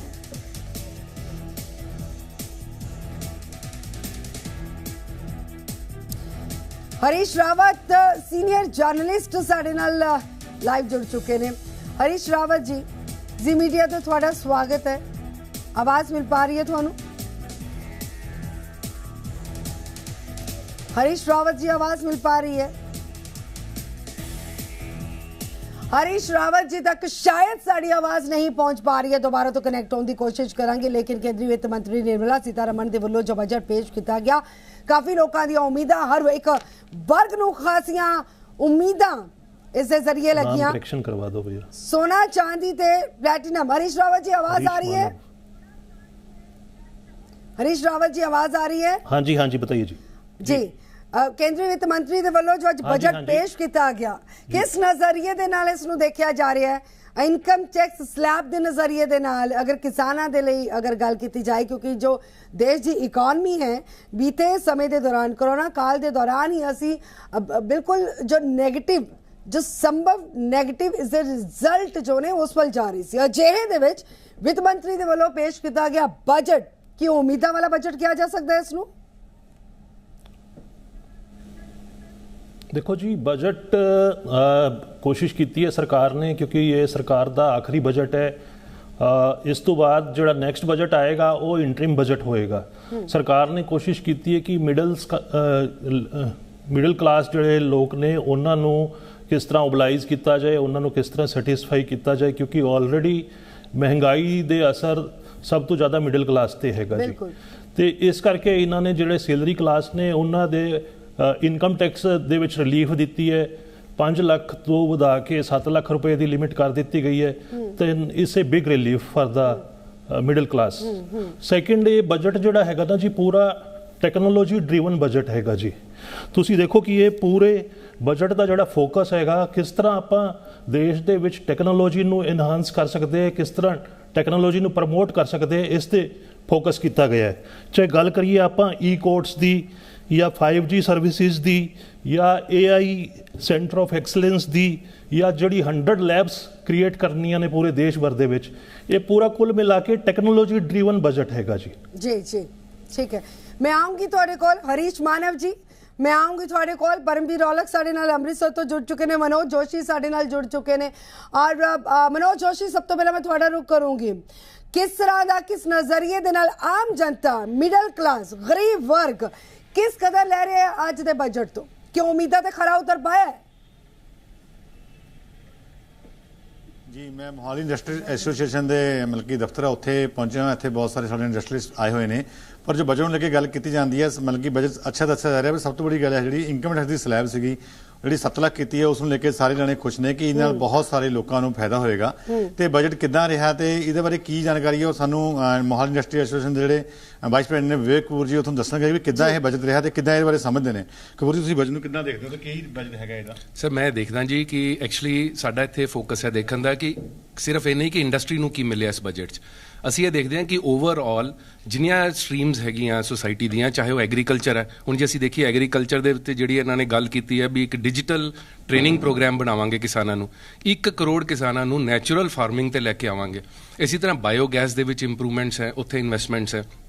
फिर हाउसिंग च इन्वेस्टमेंट है, 79,000 करोड़ रुपीज़ की लेआउट हाउसिंग च दिती है। तो होर कई ऐसिया चीज़ां जिहड़ियां सानूं लगदा है कि अल्टीमेटली जो वो इकॉनमी दे विच पैणगियां ਤੇ ਇਕਨੋਮੀ ਜਿਵੇਂ ਹੁਣ ਇਹ ਸਲੈਬਸ ਘਟਾਤੀਆਂ, ਇਨਕਮ ਟੈਕਸ ਦੇ ਜਿਹੜੇ ਰੇਟਸ ਹੈ ਉਹਨਾਂ 'ਚ ਕੁਝ ਫਰਕ ਪਾਇਆ, ਐਗਜ਼ੈਂਪਸ਼ਨਸ ਵਧਾਈਆਂ, ਅਲਟੀਮੇਟਲੀ ਇਹ ਪੈਸਾ ਸਾਰਾ ਇਕਨੋਮੀ 'ਚ ਆਉਣ ਵਾਲਾ ਹੈ। ਜਦੋਂ ਇਹ ਪੈਸਾ ਇਕਨੋਮੀ 'ਚ ਆਏਗਾ ਤੇ ਇਕਨੋਮੀ ਫਲਰਿਸ਼ ਕਰੇਗੀ, ਇੰਡਸਟਰੀ ਨੂੰ ਵੀ ਬੈਨੀਫਿਟ ਮਿਲੇਗਾ। ਉਸ ਤੋਂ ਬਾਅਦ ਐਗਜ਼ਿਮ ਬੈਂਕ ਦੀ ਇੱਕ ਬ੍ਰਾਂਚ ਹੋਰ ਨਵੀਂ ਖੋਲ ਰਹੇ ਹਾਂ। RBI ਔਰ ਬੈਂਕਿੰਗ ਦੀ ਜਿਹੜੀ ਆ ਗਾਈਡਲਾਈਨਸ ਹੈ ਉਹ ਇੰਪਰੂਵ ਕਰ ਰਹੇ ਆ। ਉਹਦੇ 'ਚ ਕੀ ਹੈ, ਜਿਹੜੇ ਬੈਂਕਿੰਗ ਇਨਵੈਸਟਰਸ ਹੈ ਜਾਂ ਜਿਹੜੇ ਲੋਕਾਂ ਨੇ ਬੈਂਕਾਂ ਦੇ ਵਿੱਚ ਪੈਸਾ ਰੱਖਿਆ ਹੋਇਆ ਉਹਨਾਂ ਦੀ ਸਿਕਿਉਰਿਟੀ ਆਏਗੀ। ਈਜ਼ ਆਫ ਡੂਇੰਗ ਬਿਜ਼ਨਸ ਦੇ ਵਿੱਚ ਬੜੀ ਵਧੀਆ ਚੀਜ਼ਾਂ ਇਸ ਬਜਟ 'ਚ ਆਈਆਂ। ਉਹਦੇ 'ਚ ਉਹਨਾਂ ਨੇ ਇਹ ਕੀਤਾ ਵੀ ਜਿਵੇਂ ਤੁਸੀਂ ਡਾਕੂਮੈਂਟਸ ਵੇਰੀਅਸ ਗਵਰਨਮੈਂਟਸ ਨੂੰ, ਡਿਪਾਰਟਮੈਂਟਸ ਨੂੰ ਦਿੰਦੇ ਹੋ, ਉਹ ਇੱਕੋ ਹੀ ਜਗ੍ਹਾ ਦਿਓ ਤੇ ਉਹ ਤੁਹਾਡੇ documents as per your requirement and will ਉਹ ਬਾਕੀ ਗਵਰਨਮੈਂਟ ਡਿਪਾਰਟਮੈਂਟਸ ਦੇ ਵਿੱਚ ਸਰਕੂਲੇਟ ਹੋ ਜਾਣਗੇ। ਤੁਹਾਨੂੰ ਬਾਰ-ਬਾਰ ਪੇਪਰ ਦੇਣ ਦੀ ਜ਼ਰੂਰਤ ਨਹੀਂ ਹੈ। ਹੋਰ ਬੜੀਆਂ ਜ਼ਿਆਦਾ ਸਕੀਮਸ ਹੈ, ਮੇਰੇ ਬਾਕੀ ਇੰਡਸਟਰੀਜ਼ ਡਿਸਕਸ ਕਰਨਗੇ, but for me it seems budget is very very good. Economy booster, ਤੁਸੀਂ ਦੇਖੋ 1100-1200 ਪੁਆਇੰਟਸ ਅਪ ਹੋ ਗਿਆ stock market immediately. So this is very very dynamic and very very good budget for industry and for people overall. ਤੇ ਦੱਸ ਰਹੇ ਨੇ ਕਿ ਅੱਛਾ ਬਜਟ ਹੈਗਾ ਆ ਤੇ ਇਹਦਾ ਵੱਡਾ ਫਾਇਦਾ ਹੋਣ ਵਾਲਾ ਹੈ। ਤੇ ਇਸ ਦੇ ਨਾਲ ਤੁਹਾਨੂੰ ਅਸੀਂ ਦੱਸਦੇ ਕਿ ਜੇ ਜੋ ਇਹਨਾਂ ਨੇ ਕੀਤਾ ਕਿ ਪੋਲਿਊਸ਼ਨ ਫ੍ਰੀ ਕਰਨ ਵਾਸਤੇ ਗੱਲ ਕੀਤੀ ਹੈ ਸੀਤਾਰਮਨ ਉਹਨਾਂ ਨੇ, ਉਹਦੇ ਵਾਸਤੇ ਸਾਡੇ ਨਾਲ ਵਾਈਸ ਪ੍ਰੈਜ਼ੀਡੈਂਟ ਨੇ ਇੰਡਸਟਰੀਅਲ ਬੈਂਕ ਦੇ ਵਿਸ਼ਾਲ ਸ਼ਰਮਾ ਜੀ, ਉਹ ਦੱਸਣਗੇ ਕਿ ਕਿੱਦਾਂ ਤੁਸੀਂ ਲੈਂਦੇ ਇਹਨੂੰ ਜੀ। ਦੇਖੋ ਜੀ, ਉਹਨਾਂ ਨੇ ਤਾਂ EV ਵਹੀਕਲ ਬਹੁਤ ਸਸਤੀਆਂ ਕਰਤੀਆਂ ਕਾਰਾਂ, ਪਰ ਉਹਦੇ 'ਚ 2 ਵੀਲਰ ਦਾ ਕਿਤੇ ਜ਼ਿਕਰ ਨਹੀਂ ਹੈਗਾ। ਉਹ ਮੇ ਬੀ ਸ਼ਾਇਦ ਲੇਟਰ ਔਨ ਆ ਜਾਏ। ਦੂਸਰਾ, ਉਹਨਾਂ ਨੇ ਜਿੰਨੇ ਵੀ ਪੋਲਿਊਟਿਡ ਵਹੀਕਲਸ ਹੈ ਉਹਨਾਂ ਨੂੰ ਸਾਰਿਆਂ ਨੂੰ ਰਿਪਲੇਸ ਕਰਨ ਦਾ ਗੌਰਮੈਂਟ ਨੇ ਕਿਹਾ ਕਿ ਉਹ ਜਲਦੀ ਆਪਾਂ ਕਰਾਂਗੇ। ਉਹਦੇ ਲਈ ਕੋਈ ਨਾ ਕੋਈ ਸਕੀਮ ਬਣਾ ਰਹੇ ਹੈ ਤੇ ਜਿੰਨੀਆਂ ਵੀ ਐਂਬੂਲੈਂਸ ਹੈ ਉਹਨੂੰ ਵੀ ਰਿਪਲੇਸ ਕਰਨਗੇ ਜਿਹੜੀਆਂ ਪੁਰਾਣੀਆਂ ਹੈਗੀਆਂ। ਤੇ ਆਟੋਮੋਬਾਈਲ ਇੰਡਸਟਰੀ ਨੂੰ ਵੀ ਫਾਇਦਾ ਹੋਏਗਾ ਕਿਉਂਕਿ ਆਟੋਮੋਬਾਈਲ ਦਾ ਵੀ ਟੈਕਸ ਘਟਾ ਕੇ ਉਹ ਵੀ ਸਸਤਾ ਹੋ ਜਾਏਗਾ ਸਿਸਟਮ ਸਾਰਾ। ਤੇ ਇਸ ਦੇ ਨਾਲ ਹੀ ਸਾਨੂੰ ਮਤਲਬ ਕਿ ਜੋ ਗਵਰਨਮੈਂਟ ਨੇ ਹੋਰ ਜੋ ਰਿਵੇਟ ਦਿੱਤੀਆਂ ਉਹਦੇ ਬਾਰੇ ਸਾਡੇ ਸੈਕਟਰੀ ਨੇ ਦਿਲਪ੍ਰੀਤ ਸਿੰਘ ਬੋਪਰਾ ਜੀ ਦੱਸਣਗੇ ਕਿ ਕੀ ਹੋਰ ਤੁਸੀਂ ਚਾਹੁੰਦੇ ਸੀਗੇ ਕੀ ਨਹੀਂ ਆਇਆ ਹੈਗਾ। ਦੇਖੋ ਜੀ, ਪਹਿਲਾਂ ਤਾਂ ਆਪਾਂ ਅੱਜ ਦੇ ਬਜਟ ਦੀ ਗੱਲ ਕਰੀਏ ਤੇ ਬੜਾ ਪੋਪੂਲਸ ਬਜਟ ਪੇਸ਼ ਕੀਤਾ ਗਿਆ ਹੈ ਤੇ ਇਹਦੇ ਨਾਲ ਜਿੱਥੇ MSME ਸੈਕਟਰ ਵਾਸਤੇ 9000 ਕਰੋੜ ਰੁਪਏ ਰੱਖਿਆ ਗਿਆ, ਇਹਦੇ ਵਿੱਚ ਇੱਕ ਆਸ ਸੀਗੀ ਇੰਡਸਟਰੀ ਨੂੰ ਕਿ ਜੇ ਇਹਦੇ ਵਿੱਚ ਕੁਝ CS ਸਕੀਮ ਹੁੰਦੀ ਸੀ ਪਹਿਲਾਂ, ਜਿਹਦੇ 'ਚ ਇੱਕ ਹੈਂਡ ਹੋਲਡਿੰਗ ਹੁੰਦੀ ਸੀ, ਜੇ ਉਹਦੇ ਨਾਲ ਦੀ ਕੋਈ ਚੀਜ਼ ਆਪਾਂ ਨੂੰ ਇੰਡਸਟਰੀ ਨੂੰ ਪ੍ਰੋਵਾਈਡ ਕੀਤੀ ਜਾਂਦੀ ਤੇ ਉਹ ਇੱਕ ਹੋਰ ਜ਼ਿਆਦਾ ਬੂਸਟ ਮਿਲਦਾ। ਇਹਦੇ ਨਾਲ ਜਿੱਦਾਂ ਕਿ ਕੰਜ਼ਿਊਮਰ ਆਈਟਮਸ ਨੂੰ ਕਾਫੀ ਉਹਦਾ ਡਿਊਟੀ ਵਗੈਰਾ ਘਟਾਈ ਹੈਗੀ ਹੈ, ਚੀਜ਼ਾਂ ਸਸਤੀਆਂ ਕੀਤੀਆਂ, ਉਹਦੇ ਨਾਲ ਜ਼ਰੂਰ ਇੱਕ ਇਨਕਲੂਸਿਵ ਗਰੋਥ ਜਿਹੜੀ ਹੈ ਉਹ ਕੰਟਰੀ ਦੇ ਵਿੱਚ ਆਏਗੀ, ਵਿਚ will definitely boost the economy and at the same time boost the MSME sector. ਤੇ ਹੋਰ ਇੰਡਸਟਰੀਜ਼ ਵੀ ਸਾਡੇ ਨਾਲ ਹੈਗੇ ਨੇ, ਯੋਗੇਸ਼ ਸਾਗਰ ਜੀ ਨੇ ਸਾਬਕਾ ਪ੍ਰੈਜ਼ੀਡੈਂਟ ਨੇ, ਇਹ ਵੀ ਦੱਸਣਗੇ ਕਿ ਕੀ ਤੁਸੀਂ ਚਾਹੁੰਦੇ ਸੀਗੇ, ਕੀ ਹੋਇਆ ਤੁਹਾਡੀ ਇੱਛਾ ਦੇ ਅਨੁਸਾਰ। ਦੇਖੋ ਜੀ, ਜਿਸ ਤਰ੍ਹਾਂ ਐਕਸਪੈਕਟਡ ਸੀਗਾ ਫਾਈਨਲ ਬਜਟ ਸੀਗਾ ਮੋਦੀ ਸਰਕਾਰ ਦਾ ਤੇ ਜਨਤਾ ਦੀ ਫੇਵਰ ਵਿੱਚ ਆਉਣਾ ਚਾਹੀਦਾ ਸੀਗਾ, ਉਹ ਆਇਆ ਹੈਗਾ ਵੇ। ਆਪਣਾ ਇਹਦੇ ਵਿੱਚ ਜਿਹੜਾ ਇਨਕਮ ਟੈਕਸ ਸਲੈਬ ਘਟਾ ਕੇ ਇਹਨਾਂ ਨੇ ਬਹੁਤ ਜ਼ਿਆਦਾ ਬੈਨੀਫਿਟ ਕੀਤਾ ਹੈਗਾ ਵੇ ਆਮ ਜਨਤਾ ਵਾਸਤੇ।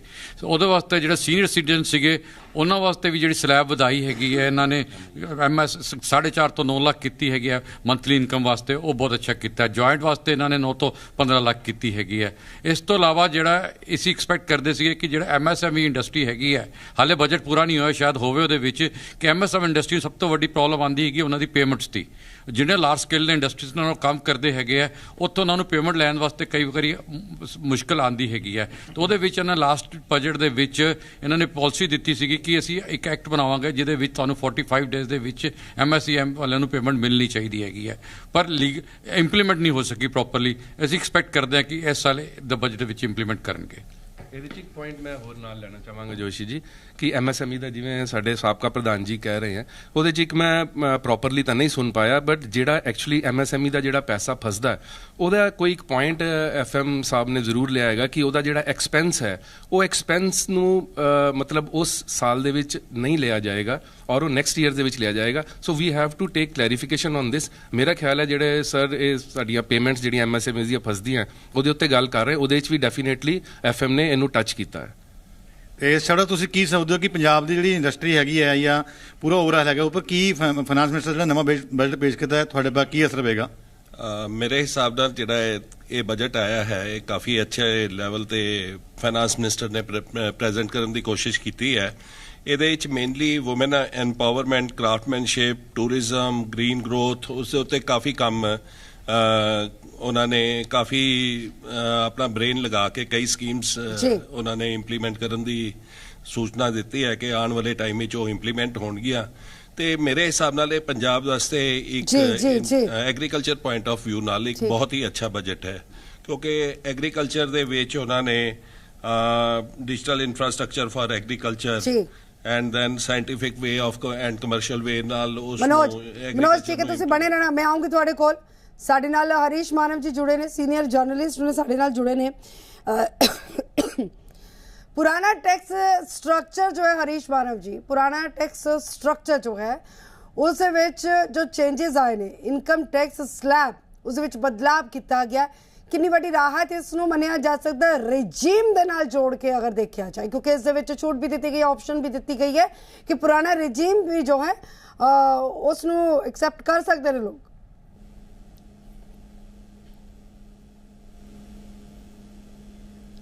हरीश मानव जी आवाज आ रही है? हरीश मानव जी आवाज आ रही है?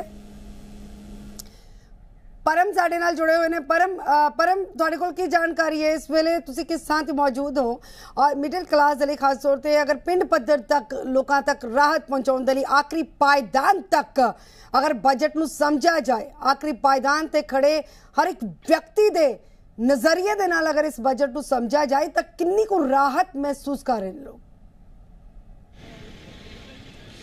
बिल्कुल देखो गगन, सवेर तो ही जेकर असीं गल करिए तो एक साह जिहड़े सीगे वो जरूर एकदम सुक्के पे सीगे किन्हां दे, मिडिल क्लास लोगों के। उन्हां दा कहना सीगा कि यह सरकार का जिहड़ा आखिरी बजट हैगा ते खास करके देखो गगन वड्डी गल ये हैगी है, मिडिल क्लास दे विच कौन आउंदा है? नौकरी पेशे वाले लोग आउंदे ने जिन्हां दी प्राइवेट नौकरी हैगी है ते उन्हां दी सैलरी कितनी हुंदी है? 30,000 तो लैके वध तो वध असीं 50,000 लगा लीए। सो 5 लाख रुपए की जिहड़ी टैक्स की जिहड़ी शर्त सीगी उसनूं 7 लाख रुपया जिहड़ा कीता गया हैगा।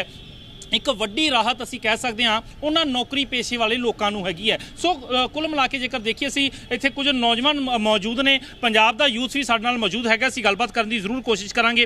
भाजी एक वड्डी राहत जरूर मिली हैगी है, किवें देख रहे हैगे हो? जिहड़ा एक 5 लाख दा टैक्स सीगा असीं पे करदे सीगे, क्योंकि सारे सधारण परिवारां चों हैगे ने ते 30 तो 35,000 तो लैके 50,000 तक हर एक दी तनख्वाह हैगी है। सानू टैक्स पे करना पैंदा सीगा 5 लाख तक, पर वो 7 लाख कर दिता गया। नैचुरल फार्मिंग के उत्ते जोर दिता गया कि नैचुरल फार्मिंग होएगी, नाल दी नाल 1 करोड़ तो वध जिहड़े है किसान हैगे है उन्हां नूं लोन दी मैं गल करना चाहांगा, लोन दे विच भी काफ़ी वाधा किया गया। किवें देख रहे हो इस सारे जिहड़े बजट नूं? पहला तो मैं नौकरी पेशे वालों की गल कर, क्योंकि असीं खुद प्राइवेट नौकरियां करते हैं तो ਜਿਹੜੀ ਛੂਟ ਮਿਲੀ ਹੈ 7 ਲੱਖ ਦੀ ਇਨਕਮ ਟੈਕਸ ਤੇ, ਕਿ ਕੋਈ ਵੀ ਜਿਹੜਾ ਟੈਕਸ ਆ ਉਹ ਨਹੀਂ ਦੇਣਾ, ਤੇ ਬੜੀ ਵਧੀਆ ਗੱਲ ਹੈ, ਬੜੀ ਰਾਹਤ ਮਿਲੀ ਹੈ। ਤੇ ਇੱਕ ਹੋਰ ਇੱਕ ਹਿੰਦੁਸਤਾਨ ਦੇ ਵਿੱਚ ਨਾਰਾ ਚੱਲਦਾ ਜੈ ਜਵਾਨ ਤੇ ਜੈ ਕਿਸਾਨ, ਜਿੱਥੇ ਕਿਸਾਨ ਜਵਾਨ ਜ਼ਰੂਰੀ ਨੇ ਕਿਸਾਨ ਵੀ ਜ਼ਰੂਰੀ ਹੈ।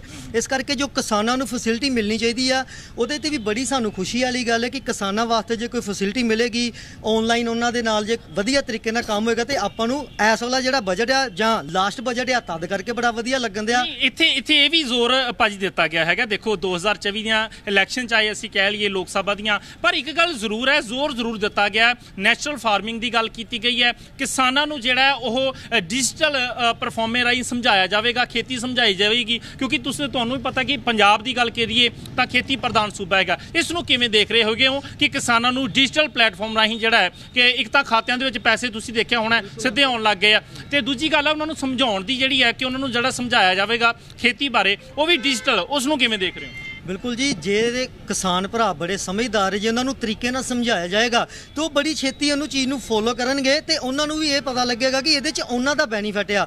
ਪਹਿਲਾਂ ਅਕਾਊਂਟ ਦੇ ਵਿੱਚ ਉਹਨਾਂ ਦੇ ਪੈਸੇ ਆਉਣ ਲੱਗ ਪਏ ਨੇ, ਉਹਨਾਂ ਵਿੱਚ ਵੀ ਉਹਨਾਂ ਨੂੰ ਬਹੁਤ ਜ਼ਿਆਦਾ ਖੁਸ਼ੀ ਹੁੰਦੀ ਹੈ ਕਿ ਬੈਠਿਆਂ ਉਹਨਾਂ ਦੇ ਅਕਾਊਂਟ ਦੇ ਵਿੱਚ ਪੈਸੇ ਆ ਜਾਂਦੇ। ਉਹਦੇ ਵਿੱਚ ਤਾਂ ਨਹੀਂ, ਕਿਉਂਕਿ ਕਿਸਾਨਾਂ ਵੱਲੋਂ ਬੜੇ ਪ੍ਰੋਟੈਸਟ ਕੀਤੇ ਜਾਂਦੇ, ਜਿਹੜੀ ਮਰਜ਼ੀ ਸਰਕਾਰ ਆਵੇ ਉਹਨਾਂ ਨੂੰ ਪ੍ਰੋਟੈਸਟ ਕਰਨੇ ਪੈਂਦੇ ਨੇ ਆਪਣੇ ਹੱਕਾਂ ਵਾਸਤੇ। ਜੇ ਆਨਲਾਈਨ ਉਹਨਾਂ ਨੂੰ ਸਮਝਾਇਆ ਜਾਏਗਾ ਤੇ ਉਹਨਾਂ ਦੇ ਜਿਹੜਾ ਪ੍ਰੋਟੈਸਟ ਦਾ ਤਰੀਕਾ ਵਾ ਉਹ ਵੀ ਚੇਂਜ ਹੋਏਗਾ, ਪ੍ਰੋਟੈਸਟ ਕਰਨ ਦੀ ਉਹਨਾਂ ਨੂੰ ਲੋੜ ਵੀ ਨਹੀਂ ਪਏਗੀ। ਜੇ ਉਹ ਸਮਝਣ ਸ਼ੁਰੂ ਕਰ ਦੇਣਗੇ ਤੇ ਮੇਰੇ ਖਿਆਲ ਨਾਲ ਪੰਜਾਬ ਦੇ ਵਿੱਚ ਕਿਸਾਨਾਂ ਵੱਲੋਂ ਜਿਹੜੇ ਪ੍ਰੋਟੈਸਟ ਪੂਰੇ ਹਿੰਦੁਸਤਾਨ 'ਚ ਉਹ ਵੀ ਮੁੱਕਦੇ ਜਾਣਗੇ। ਜੀ ਬਿਲਕੁਲ ਬਿਲਕੁਲ। ਇੱਕ ਆਦੀਵਾਸੀਆਂ ਨੂੰ ਲੈ ਕੇ ਉਹਨਾਂ ਦੇ ਸਕੂਲ ਖੋਲੇ ਜਾਣਗੇ, ਨਾਲ ਗਰੀਬਾਂ ਦੀਆਂ ਜਿਹੜੀਆਂ ਜ਼ਮਾਨਤਾਂ ਹੈਗੀਆਂ ਨੇ ਕੋਰਟਾਂ ਦੇ ਵਿੱਚ ਧੱਕੇ ਖਾਂਦੇ ਨੇ, ਇਸ ਨੂੰ ਲੈ ਕੇ ਵੀ ਇੱਕ ਵਧੀਆ ਪ੍ਰੋਜੈਕਟ ਲੈ ਕੇ ਆ ਰਹੀ ਹੈ ਸਰਕਾਰ। ਇਸ ਨੂੰ ਕਿਵੇਂ ਦੇਖ ਰਹੇ ਹੋ? ਕਿਉਂਕਿ ਅੱਜ ਦਾ ਜਿਹੜਾ ਸੀਗਾ ਜਿਹੜਾ ਬਜਟ ਆਇਆ ਹੈਗਾ ਬਹੁਤ ਬਰੀਕੀ ਦੀਆਂ ਚੀਜ਼ਾਂ ਸੀਗੀਆਂ, ਸਮਝਣ ਦੀ ਲੋੜ ਸੀਗੀ। ਤੁਹਾਨੂੰ ਕੀ ਲੱਗਦਾ ਹੈ ਵਾਕਈ ਸਰਕਾਰ ਲੋਕਾਂ ਦੀਆਂ ਉਮੀਦਾਂ ਤੇ ਖਰੀ ਉਤਰੀ ਹੈਗੀ ਹੈ? ਬਿਲਕੁਲ ਜੀ, ਆਦੀਵਾਸੀਆਂ ਬਾਰੇ ਅੱਜ ਤੱਕ ਕਦੀ ਕਿਸੇ ਨੇ ਸੋਚਿਆ ਹੀ ਨਹੀਂ ਸੀ। ਹੁਣ ਸਾਡੇ ਰਾਸ਼ਟਰਪਤੀ ਉਹ ਨੇ, ਠੀਕ ਆ, ਤੇ ਵੇਖੋ ਹਿੰਦੁਸਤਾਨ ਦੇ ਵਿੱਚ ਰਹਿਣ ਦਾ ਸਾਰਿਆਂ ਨੂੰ ਹੱਕ ਆ ਤੇ ਆਪਣੀ ਜੇ ਸਟੱਡੀ ਦੀ ਗੱਲ ਕੀਤੀ ਜਾਵੇ ਜੇ ਜਿੰਨਾ ਸਾਡੇ ਬੱਚਿਆਂ ਦਾ ਹੈਗਾ ਉਹਨਾਂ ਹੀ ਬਾਕੀਆਂ ਦਾ ਵੀ ਹੈਗਾ। ਇਸ ਕਰਕੇ ਹਰ ਇੱਕ ਸੈਕਟਰ ਦੇ ਵਿੱਚ ਕੀ ਕੁਝ ਪ੍ਰਾਵਧਾਨ ਰੱਖੇ ਗਏ ਨੇ। ਸੀਨੀਅਰ ਜਰਨਲਿਸਟ ਸਾਡੇ ਨਾਲ ਹਰੀਸ਼ ਮਾਨਵ ਜੀ ਵੀ ਜੁੜੇ ਨੇ। हरीश मानव जी किस तरह लेने हो अगर एजुकेशन सैक्टर की गल की जाए, हेल्थ सैक्टर की गल की जाए, किसानों के लिए खास तौर पर अगर गल की जाए तो ग्रीन ग्रोथ की गल जो है आखी गई है कि लगता है कि किसानों की आमदन जो है और ज़्यादा बढ़ेगी इस जरिए, और चाहे वो पशुपालन खेतर है, मछली पालन खेतर है, 63,000 एग्री सोसाइटीज़ नू कंप्यूटराइज किया जाएगा, वित्त मंत्री ने कहा। जी जी, सब तो वड्डा चैलेंज जिहड़ा हैगा ना जी फार्मिंग वास्ते, वो अपने देश दे विच ना जी 86% जिहड़े किसान ने वो बहुत छोटे ने, जिन्हां दी लैंड होल्डिंग 1 हेक्टेयर तो घट हैगी। सरकार ने एक उपराला किया है, बजट के विच कह रहे हैं कि आपां नेचुरल फार्मिंग करावांगे, किसानां तो करीब 1 करोड़ किसानां नूं नेचुरल फार्मिंग प्राकृतिक खेती नाल जोड़न दा टीचा सरकार ने रखा हैगा इस बजट दे विच। बट जिहड़ी नेचुरल फार्मिंग हैगी उहनूं वायबल किस तरह बनाना है, वो लाभकारी किस तरह होएगी किसानां वास्ते, ये सब तो वड्डा चैलेंज है जी। इस नूं लाभकारी बनाउण वास्ते इन्हां नूं किसानां दे जिहड़े किसानां नूं हाले सबसिडी दे रहे हैं, बट किसानां दे वास्ते जिहड़ा क्रेडिट हैगा ना जी, वो किसानां छोटे किसानां नूं नहीं मिलता। क्रेडिट का ज़्यादा तो ज़्यादा फायदा जोड़ा हैगा वड्डे किसान लै जाते हैं, छोटे किसान अज भी आड़ती साहूकार के चक्कर में पए हुए है, तो उत्थे उन्होंने 18% तो लैके 24% दे विच जिहड़ा हैगा कर्जा मिलता हैगा, बैंकों तो कर्जा उन्होंने नहीं मिलता हैगा। तो ये सब तो बड़ा चैलेंज हैगा कि सरकार ने बजट दे विच जिहड़ा हैगा 20 लाख करोड़ रुपए का प्रोविजन किया हैगा किसानां नूं कर्जे देण दा, बट वो जिहड़ा हैगा 86% किसानां दे विचों भी घट तो घट 50% छोटे किसान इहो जिहे ने जिन्हां नूं इंस्टीट्यूशनल क्रेडिट यानी जिहड़ी संस्थावां ने अपने बैंक ने चाहे कोऑपरेटिव बैंक ने उन्हां तो कर्जा नहीं मिलता उन्हां नूं। अज भी जिहड़ा हैगा मोर देन 80% जिहड़े एग्रीकल्चर मशीनरी हैगी वो नॉन बैंकिंग फाइनेंस कंपनियां तो उन्होंने कर्जा लेना पैंदा है। रियल एस्टेट सैक्टर की अगर गल की जाए तो हाउसिंग लोन की अगर गल की जाए रिबेट इस विच दित्ती गई है कि कर लेना हुण होर ज़्यादा सौखा हो जाएगा। हैं जी, रियल एस्टेट सैक्टर दे विच जो रिबेट की गल आखी गई है कि लगता है कि इन्वेस्टर्स नूं होर ज़्यादा लाहा मिलेगा, कर लेना होर ज़्यादा आसान हो जाएगा।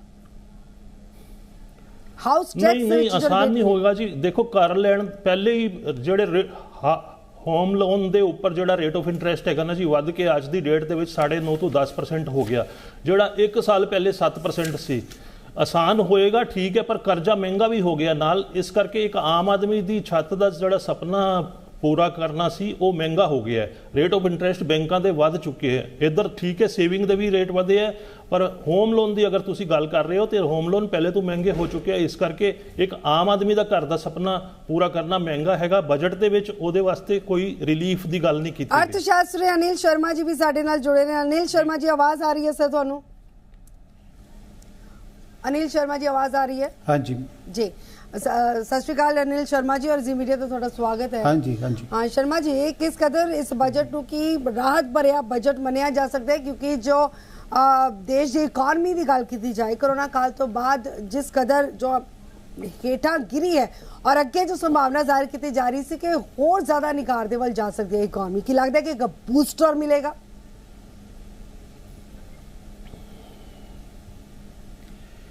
मैम देखो, जो अज का बजट आया है और जो कल का इकनॉमिक सर्वे आया सी उस तो एक चीज़ तो बड़ी क्लीयर कट इंडिकेशन आ रही है कि इकोनॉमी विच रेवेन्यू की जी ग्रोथ है वो लगातार हो रही है। असी देख रहे हैं कि जीएसटी की कलैक्शन बैटर हो रही है और इनकम टैक्स की कलैक्शन भी बैटर हुई है। अगर आप नवंबर तक का डाटा देखिए तो इनकम टैक्स के अंदर 26% की ग्रोथ है और जीएसटी के अंदर 24% की ग्रोथ है। तो रेवेन्यू वध रहा है। इस रेवेन्यू के वधन नाल इस बजट भी अज मैडम फाइनांस मिनिस्टर ने कहा है कि उन्होंने जो डेफिसिट है वो कोई 5.9% के आसपास रहने की उम्मीद है, जोड़ा कि पहले इन्हों ज़्यादा सीगा। तो यानी कि रेवेन्यू कलैक्शन बैटर हुई है। रेवेन्यू कलैक्शन बैटर होने का मतलब इकोनॉमिक एक्टिविटी वध रही है, बट इट डजंट मीन कि अगर इसी बजट की आप गल करिए कि इस बजट के आने के नाल या रेवेन्यू वधन के नाल साडा सारा कुछ ठीक हो जाएगा।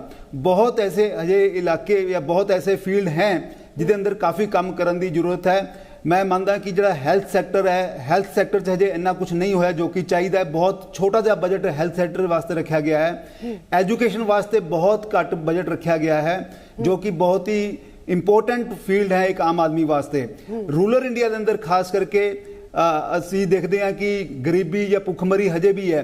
जे मैडम सीतारमन ये कहती हैं कि 28 मंथ्स तक असी लगातार लोगों को मुफ्त अनाज वंडिया, ये जे एक पासे चंगी गल है तो दूजे पासे भी देखो कि 80 करोड़ लोग साडे रोटी भी नहीं कमा पा रहे।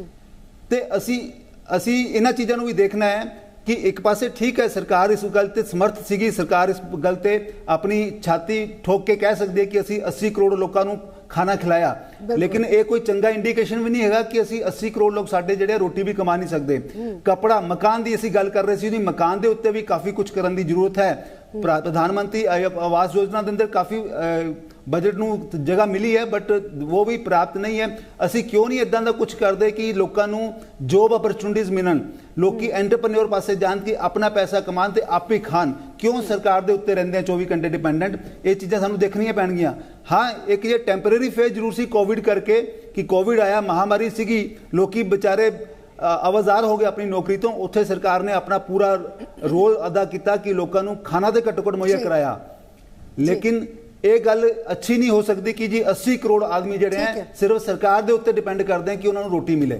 बिल्कुल, मैं आऊंगी ਤੁਹਾਡੇ ਕੋਲ ਅਨਿਲ ਜੀ। ਇੱਕ ਗ੍ਰਾਫਿਕਸ ਦੇ ਜ਼ਰੀਏ ਜੋ ਹੈ ਇਨਕਮ ਟੈਕਸ ਸਲੈਬ ਦੇ ਵਿੱਚ ਜੋ ਬਦਲਾਅ ਕੀਤਾ ਗਿਆ, ਗ੍ਰਾਫਿਕਸ ਦੇ ਜ਼ਰੀਏ ਦੱਸ ਦਈਏ, ਕਿਉਂਕਿ ਪਹਿਲਾਂ ਜੋ ਛੋਟ ਸੀ ਔਰ ਹੁਣ ਜੋ ਛੋਟ ਹੈ ਉਹ ਗ੍ਰਾਫਿਕਸ ਦੇ ਜ਼ਰੀਏ ਸਮਝੀਏ ਕਿ 5 ਲੱਖ ਦੀ ਪਹਿਲਾਂ ਵੀ ਨਿਲ ਸੀ ਤੇ ਹੁਣ ਵੀ ਨਿਲ ਹੈ। 7 ਲੱਖ ਤੱਕ ਪਹਿਲਾਂ 33,800 ਸੀ, ਹੁਣ ਨਿਲ ਕਰ ਦਿੱਤੀ ਗਈ ਹੈ। ਇਸ ਨੂੰ ਵੀ 9 ਲੱਖ ਤੱਕ ਦੀ ਜਿਸਦੀ ਆਮਦਨ ਹੈ 62,400 ਸੀ ਪਹਿਲਾਂ, 46,800, यानी कि इस भी जो है थोड़ी कटौती की गई है, छूट दी गई है इस भी।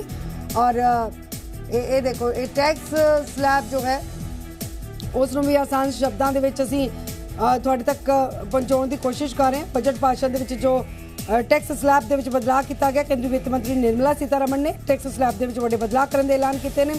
7 लाख रुपए तक के लिए सालाना कमाई जिन्हों की है उन्होंने कोई टैक्स नहीं लगेगा। इसनों जो है पॉजिटिव वे दे नाल देखा जा रहा है। 3 करोड़ का जो टर्नओवर है उसनों माइक्रो उद्योग नूं टैक्स और छूट मिल जाएगी, यानी कि अगर इंडस्ट्री हब दे नाल भी जोड़ के उसनों देखा जाए तो उसके विच भी राहत की जो है उम्मीद जाहिर की जा रही है। और सीनियर सिटीजन के लिए भी खास योजना का ऐलान किया गया। एक स्कीम है सीनियर सिटीजन खाता स्कीम, 4.5 लाख तो 9 लाख रुपए जिसके जरिए दिते जाएंगे। नौजवानों के लिए भी बड़े ऐलान किए गए हैं। परमवीर आवाज आ रही है?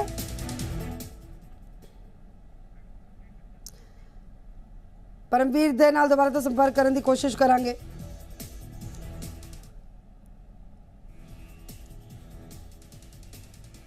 अनिल जी आवाज आ रही है थानू? ਆਪਾਂ ਉਦਯੋਗ ਤੇ ਅਗਰ ਧੰਦਿਆਂ ਦੀ ਗੱਲ ਕੀਤੀ ਜਾਵੇ, ਕਾਰੋਬਾਰੀਆਂ ਦੀ, ਛੋਟੇ ਕਾਰੋਬਾਰੀਆਂ ਦੀ ਵੀ ਅਗਰ ਗੱਲ ਕੀਤੀ ਜਾਏ, ਬਜਟ ਦੇ ਵਿੱਚ ਅਗਰ शेयर बाजार ਦੇ ਵਿੱਚ ਜੋ ਨਿਵੇਸ਼ਕ ਨੇ ਉਹਨਾਂ ਨੂੰ ਖਾਸੀਆਂ ਉਮੀਦਾਂ ਸੀ, ਰੋਜ਼ਗਾਰ ਵਧਣ ਦੇ ਮੌਕੇ ਮਿਲਣਗੇ, ਇਸ ਚੀਜ਼ ਦੀਆਂ ਉਮੀਦਾਂ ਸੀ। ਔਰ ਟੂਰਿਜ਼ਮ ਸੈਕਟਰ ਦੇ ਵਿੱਚ ਤੁਹਾਨੂੰ ਕੀ ਲੱਗਦਾ, ਕਿਉਂਕਿ ਦੇਸ਼ ਦੀ ਇਕਨੋਮੀ ਜੋ ਹੈ ਕਾਫੀ ਅਹਿਮ ਹਿੱਸਾ ਹੁੰਦਾ ਟੂਰਿਜ਼ਮ ਸੈਕਟਰ ਦਾ ਵੀ, ਬਜਟ ਦੇ ਵਿੱਚ ਇੰਸ਼ੋਰੈਂਸ ਸੈਕਟਰ ਨੂੰ ਕੀ ਰਾਹਤ ਮਿਲੀ ਹੈ? ਇਹਨਾਂ तमाम ਸੈਕਟਰਸ ਦੀ ਅਗਰ ਗੱਲ ਕੀਤੀ ਜਾਏ ਜਿਨ੍ਹਾਂ ਦਾ ਸਿੱਧਾ ਜੋ ਸੰਪਰਕ ਹੈ ਦੇਸ਼ ਦੀ ਇਕਨੋਮੀ ਦੇ ਨਾਲ ਜੁੜਿਆ ਹੋਇਆ ਹੈ।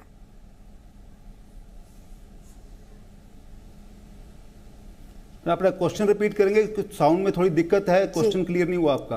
अभी ठीक आ रही है आपको आवाज? मैं गल कर रही थी देश की अर्थ व्यवस्था के नाल ਜਿਹੜੇ सैक्टरां दा सीधा संबंध है, चाहे वो शेयर मार्केट्स ने या टूरिज्म सैक्टर है या budget they which insurance sector नूं जो राहत देने की कोशिश की गई है। निर्मला सीतारमण दे वल्लों जो ऐलान किया गया, देना तमाम सैक्टर्स का जिहड़ा सीधा संपर्क हुंदा है, राबता हुंदा है, देश की इकॉनमी दे नाल जुड़िया होया हुंदा है। इन्हां तमाम सैक्टर्स के जरिए की लगता है कि इत्थे इकॉनमी नूं बूस्ट अप हो पाएगी इकॉनमी?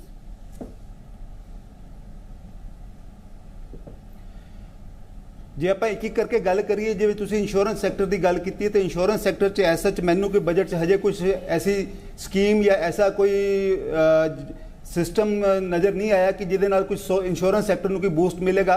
लेकिन मैं इस गल नूं एग्री करदा कि देश के अंदर हजे भी इंश्योरेंस वास्ते काफ़ी स्कोप है, क्योंकि असी इंश्योरेंस सैक्टर से सिर्फ अर्बन सैक्टर तक तो काम किया है, लेकिन रूरल इंडिया के अंदर हजे इंश्योरेंस सैक्टर ने वो काम नहीं किया जिहड़ा कि हो जाना चाहिए सी। लेकिन उहदे वास्ते ये भी जरूरी है कि जे असी रूरल सैक्टर च इंश्योरेंस सैक्टर नूं या टूरिज्म सैक्टर नूं बढ़ावा देना है तो घट्टो घट्ट रूरल सैक्टर के अंदर लोगों के हाथ च पैसा तो होवे, जे पैसा होएगा तभी तो खर्चा करन पाएंगे।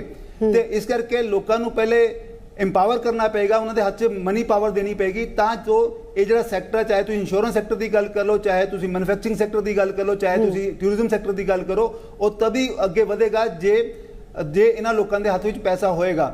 ਸ਼ੇਅਰ ਮਾਰਕੀਟ ਦੇ ਅੰਦਰ ਵੀ ਮੈਂ ਦੇਖ ਰਿਹਾ ਬਜਟ 'ਚ ਹਜੇ ਮੈਨੂੰ ਕੋਈ ਐਸੀ ਰਾਹਤ ਨਜ਼ਰ ਨਹੀਂ ਆਈ। ਸਿਰਫ ਉਹਨਾਂ ਨੇ ਕੈਪੀਟਲ ਗੇਨ ਵਿੱਚ ਸੈਕਸ਼ਨ 55 54 ਦੇ ਵਿੱਚ ਥੋੜੀ ਚੇਂਜਿਸ ਜ਼ਰੂਰ ਕੀਤੀਆਂ ਹੈਗੀਆਂ, ਜਿੱਥੇ ਹਾਊਸਿੰਗ ਇਨਵੈਸਟਮੈਂਟ ਦੀ ਗੱਲ ਕੀਤੀ ਹੈ। ਲੇਕਿਨ ਸ਼ੇਅਰ ਮਾਰਕੀਟ ਨੂੰ ਲੈ ਕੇ ਜਾਂ ਸ਼ੋਰਟ ਟਰਮ ਕੈਪੀਟਲ ਗੇਨ ਨੂੰ ਲੈ ਕੇ ਜਾਂ ਲੌਂਗ ਟਰਮ ਕੈਪੀਟਲ ਗੇਨ ਨੂੰ ਲੈ ਕੇ ਐਸਾ ਮੈਡਮ ਦੀ ਸਪੀਚ ਵਿੱਚ ਕੁਝ ਸੁਣਨ ਨੂੰ ਨਹੀਂ ਨਜ਼ਰ ਆਇਆ। ਜੀ ठीक है, मैं थोड़े को आऊँगी। परमवीर का एक बार रुख कर लीए अमृतसर तो परमवीर साढ़े नाल जुड़े ने। परमवीर आवाज़ आ रही है तो इस वेले किस जगह ते तुसी मौजूद हो और किस अनमोल गुलाटी साढ़े नाल जुड़े ने, परमवीर दे नाल संपर्क करने की कोशिश करांगे। अनमोल किस जगह ते इस वेले तुसी मौजूद हो और किस वर्ग दे लोग थोड़े कोल मौजूद ने इस वेले और की सोचदे ने इस बजट नूं लैके? जी बिल्कुल, इस वक्त असी CII के हैडकुआटर नॉर्दर्न जिहड़ा हैडकुआटर है उस दे विच मौजूद है, क्योंकि अज इत्थे काफ़ी डिस्कशनस जिहड़ी की वो हुई हैं इस बजट नूं लैके। बजट जिहड़ा कि लाइव सुनिया भी जा रहा सीगा, नाल दे नाल इस नूं एनालाइज भी किया जा रहा सीगा। बजट दे विच जो कुछ भी गल्लां कहीआं गईआं, जो कुछ भी चेंजिस, जो कुछ भी तब्दीलियां आईआं या फिर कहा जाए बजट जिस पॉइंट को लैके वधाया गया, उन तमाम चीज़ों ते अज जिहड़ा कि इस CII दे विच क्योंकि हमेशा एक डिस्कशन की जाती है, अज भी इत्थे पैनलिस्ट इस वक्त अंदर मौजूद है जो कि हजे भी डिस्कस जिहड़ी कि कर रहे हैं। जेकर गल करिए पैनलिस्ट की तो इस वक्त अर्चित सिंगला साडे नाल मौजूद ने। सिंगला साहब, CII दे विच जिस तरीके नाल डिस्कशनस हमेशा होंदी हैं, बजट नूं तुसीं इस बार किवें एनालाइज कर रहे जो यूनियन बजट इस बारी पेश किया गया? देखिए जी, बजट बहुत ही बैलेंस्ड बजट है। It is a comprehensive budget.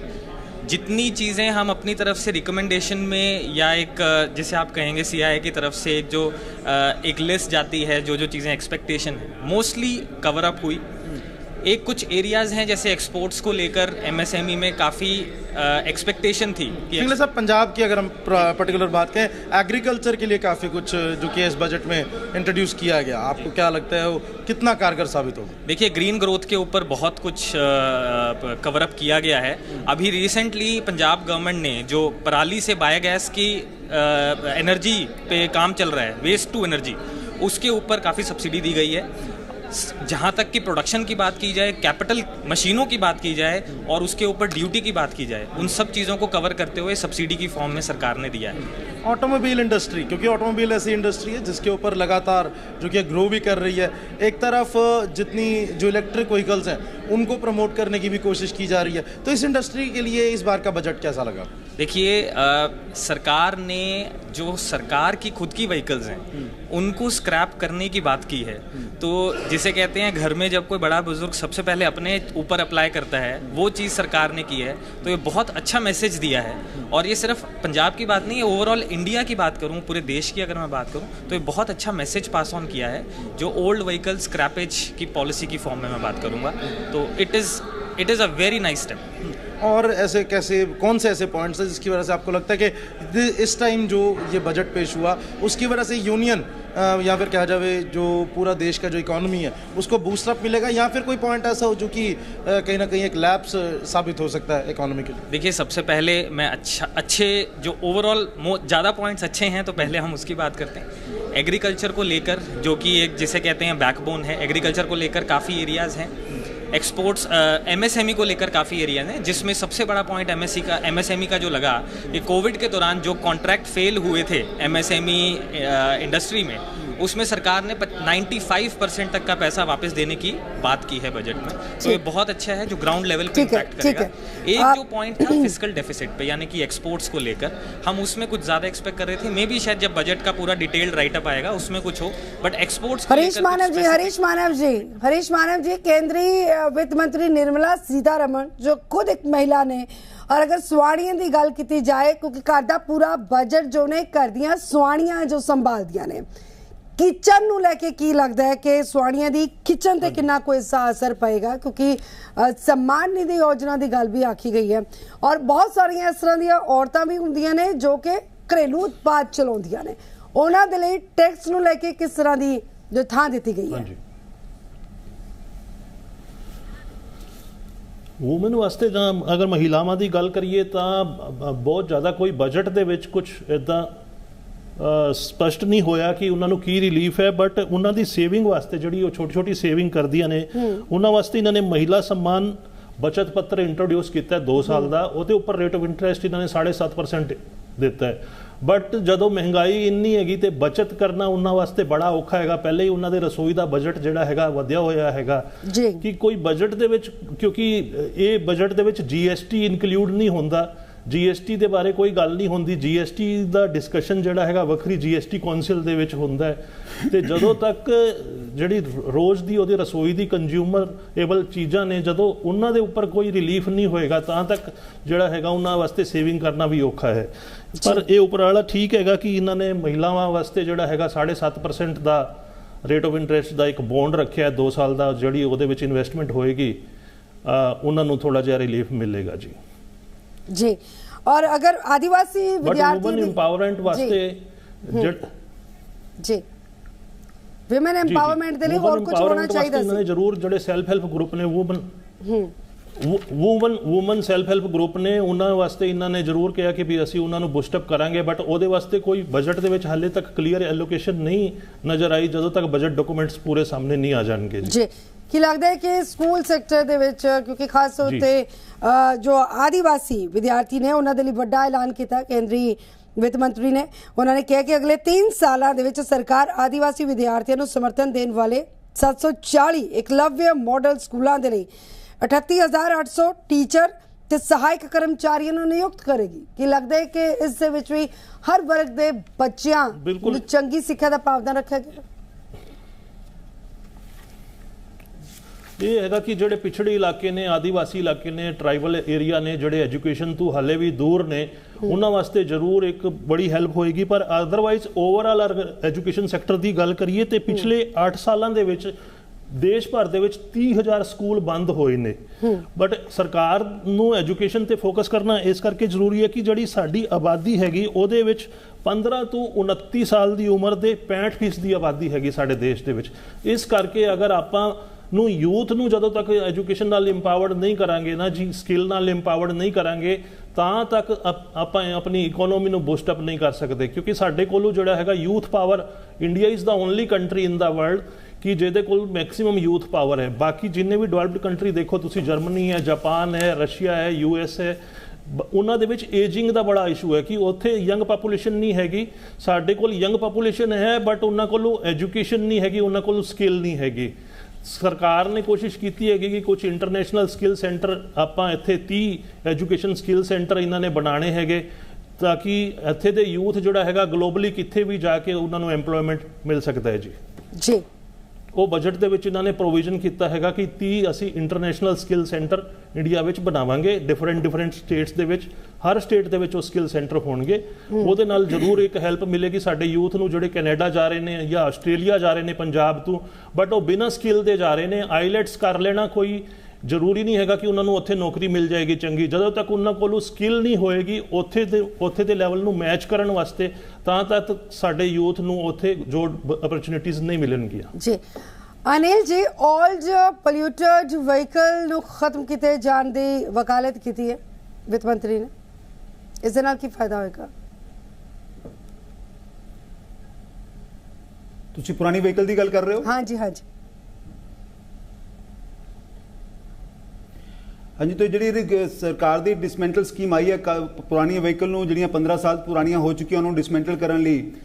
ਦੇਖੋ ਅਸੀਂ ਅੱਜ ਦੇ ਪੂਰੇ ਵਰਲਡ ਦੇ ਅੰਦਰ ਗਲੋਬਲ ਵਾਰਮਿੰਗ ਦੀ ਗੱਲ ਕਰਦੇ ਹਾਂ, एनवायरमेंट की गल करते हैं, क्लाइमेट चेंज की गल करते हैं, तो डेफिनेटली जो एक पुरानी वहीकल के नाल पोल्यूशन अर्बन इंडिया खास करके अर्बन शहरों जो खास करके हो रहा है। अगर आप दिल्ली की गल कर ली, दिल्ली का पोल्यूशन लैवल चाहे अगे नालों काफ़ी ठीक है लेकिन हमेशा वो एक खतरे के निशान पर बनया रहता है। तो नैचुरली ये जी पॉलिसी है गवर्नमेंट की अच्छी पॉलिसी है, इस कोई डाउट नहीं है कि पुरानी वहीकल जी ज़्यादा पोल्यूशन कर रही हैं उन्होंने डिसमेंटल किया जाएगा। But at the same time इस चीज़ सोचने वाली है कि जे मैं अज अपनी गड्डी डिसमेंटल करवाना तो कल मैं नवी गड्डी लैके आऊँगा, वो गड्डी फिर जी है उस पोल्यूशन को ऐड ही करेगी, पोल्यूशन को घट नहीं करेगी। उस चीज़ का साडे कोल की सलूशन है, इसका कोई हजे तक आप हल नहीं लभ्या।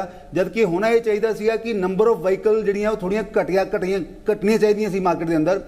लेकिन मैं मानता कि जिद्दां जिद्दां डिसमेंटल होणगियां उस तो नवीं गड्डियां मार्केट च वापस आउणगियां और लगातार गवर्नमेंट वालों भी या कंपनियां वालों भी कस्टमर नूं या कंज्यूमर नूं जिहड़ी फैसिलिटीज प्रोवाइड की जांदियां हैं, लोन फैसिलिटी बहुत ईजीली अवेलेबल है। जबकि मैं समझदा कि अज की डेट च घट्टो घट्ट जिहड़े साडे अर्बन सिटीज़ हैं या मैट्रो सिटीज़ हैं उत्थे व्हीकल्स नूं डिस्करेज करना चाहिए ਤਾਂ ਜੋ ਉੱਥੇ ਦਾ ਜਿਹੜਾ ਲਿਵਿੰਗ ਇੰਡੈਕਸ ਹੈ ਜਾਂ ਉੱਥੇ ਜਿਹੜਾ ਹੈਪੀਨੈਸ ਇੰਡੈਕਸ ਹੈ ਜਾਂ ਉਹਦਾ ਜਿਹੜਾ ਹੈਲਥ ਇੰਡੈਕਸ ਹੈ ਉਹ ਥੋੜਾ ਬੈਟਰ ਹੋ ਸਕੇ। ਤੇ ਡਿਸਮੈਂਟਲ ਹੋ ਗਈਆਂ ਬਹੁਤ ਅੱਛੀ ਗੱਲ ਹੈ, ਲੇਕਿਨ ਉਹਦਾ ਕੋਈ ਹੋਰ ਸੋਲੂਸ਼ਨ ਵੀ ਲੱਭਣਾ ਨਾਲ ਜ਼ਰੂਰੀ ਹੈ। ਨਵੀਆਂ ਗੱਡੀਆਂ ਆ ਜਾਣਗੀਆਂ ਉਹਦਾ ਕੋਈ ਫਾਇਦਾ ਨਹੀਂ ਹੋ ਪਾਏਗਾ ਜੀ। MSMEs ਦੇ ਲਈ ਜੋ ਹੈ ਕ੍ਰੈਡਿਟ ਗਾਰੰਟੀ ਦੀ ਗੱਲ ਆਖੀ ਗਈ ਹੈ ਕਿ ਕਾਰਪਸ ਦੇ ਵਿੱਚ ਜੋ ਹੈ 9000 ਕਰੋੜ ਰੁਪਏ ਪਾਏ ਜਾਣਗੇ, ਜੋ 2 ਲੱਖ ਕਰੋੜ ਤੋਂ ਇਲਾਵਾ एक मुफ्त जो है क्रेडिट दी अनुमति भी देगा।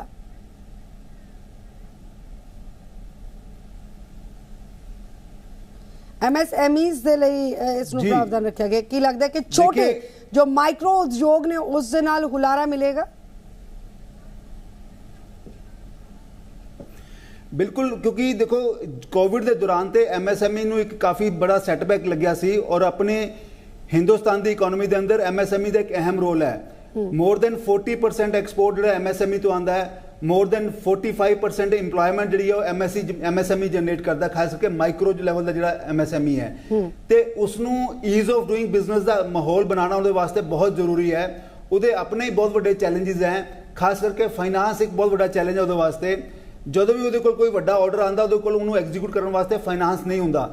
तो मैं तो चाहूँगा कि ये जो बजट इन्होंने जो भी प्रावधान किया है या पहले भी किया गया है वो भी हजे पर्याप्त नहीं है, क्योंकि प्रैक्टिकली ग्राउंड लैवल पर जो असी लोन लैन जाते हैं बैंकों तो बैंकों वापस उही सारा रेड टेपिज्म होंदा है, उन्होंने सारी डॉक्यूमेंटेशन करनी पैंदी है, सारा उन्होंने 2-2 3-3 4-4 महीने लग जाते पैसा इकट्ठा करने वास्ते बैंक तो लोन लैन वास्ते। मेरा मनना है कि इन्होंने क्रेडिट कार्ड सीधा दे देना चाहिए है या इन्होंने जो लोन है वो ईज ऑफ डूइंग के हिसाब के देना चाहिए कि इन्होंने रेडिली अवेलेबल होना चाहिए लोन।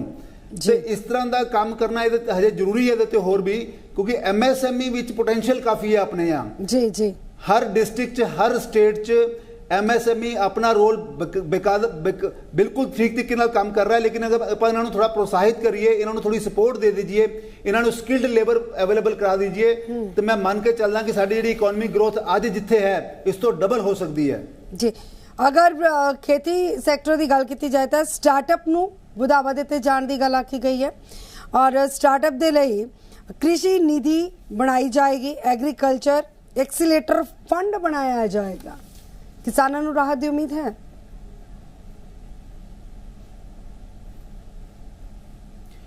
बिल्कुल ठीक गल है थोड़ी। स्टार्टअप वास्ते ऐसा कोई मेजर बजट विच देखने नहीं मिले, सिवाय इस तो कि उन्होंने जो उन्होंने टैक्स बेनीफिट सीगा वो 1 साल ही होर एक्सटेंड कर दिता है, तो उन्होंने जो कैरी फॉरवर्ड लॉसिस हैं वो भी 7 साल तो बढ़ा के 10 साल तक कर देते हैं। यानी कि स्टार्टअप जोड़े हैं स्टार्टिंग अपने जो चैलेंजेस फेस करते हैं बिजनेस स्टार्ट करने वास्ते, उन्होंने कुछ लॉसिस हो जाते हैं और वो लॉसिस का बेनीफिट जो उसनू सैट ऑफ करने वास्ते 7 साल अलाउड सीगे, हुण वो 10 साल कर देते हैं। नो डाउट रिलीफ तो है, बट एक लंबी कहानी है, इसका रिजल्ट कदों आएगा किवें आएगा नोबडी नोस। बिल्कुल, क्योंकि 3-3 साल तक दा जो है स्टार्टअप वास्ते भी सेम वही जो MSME।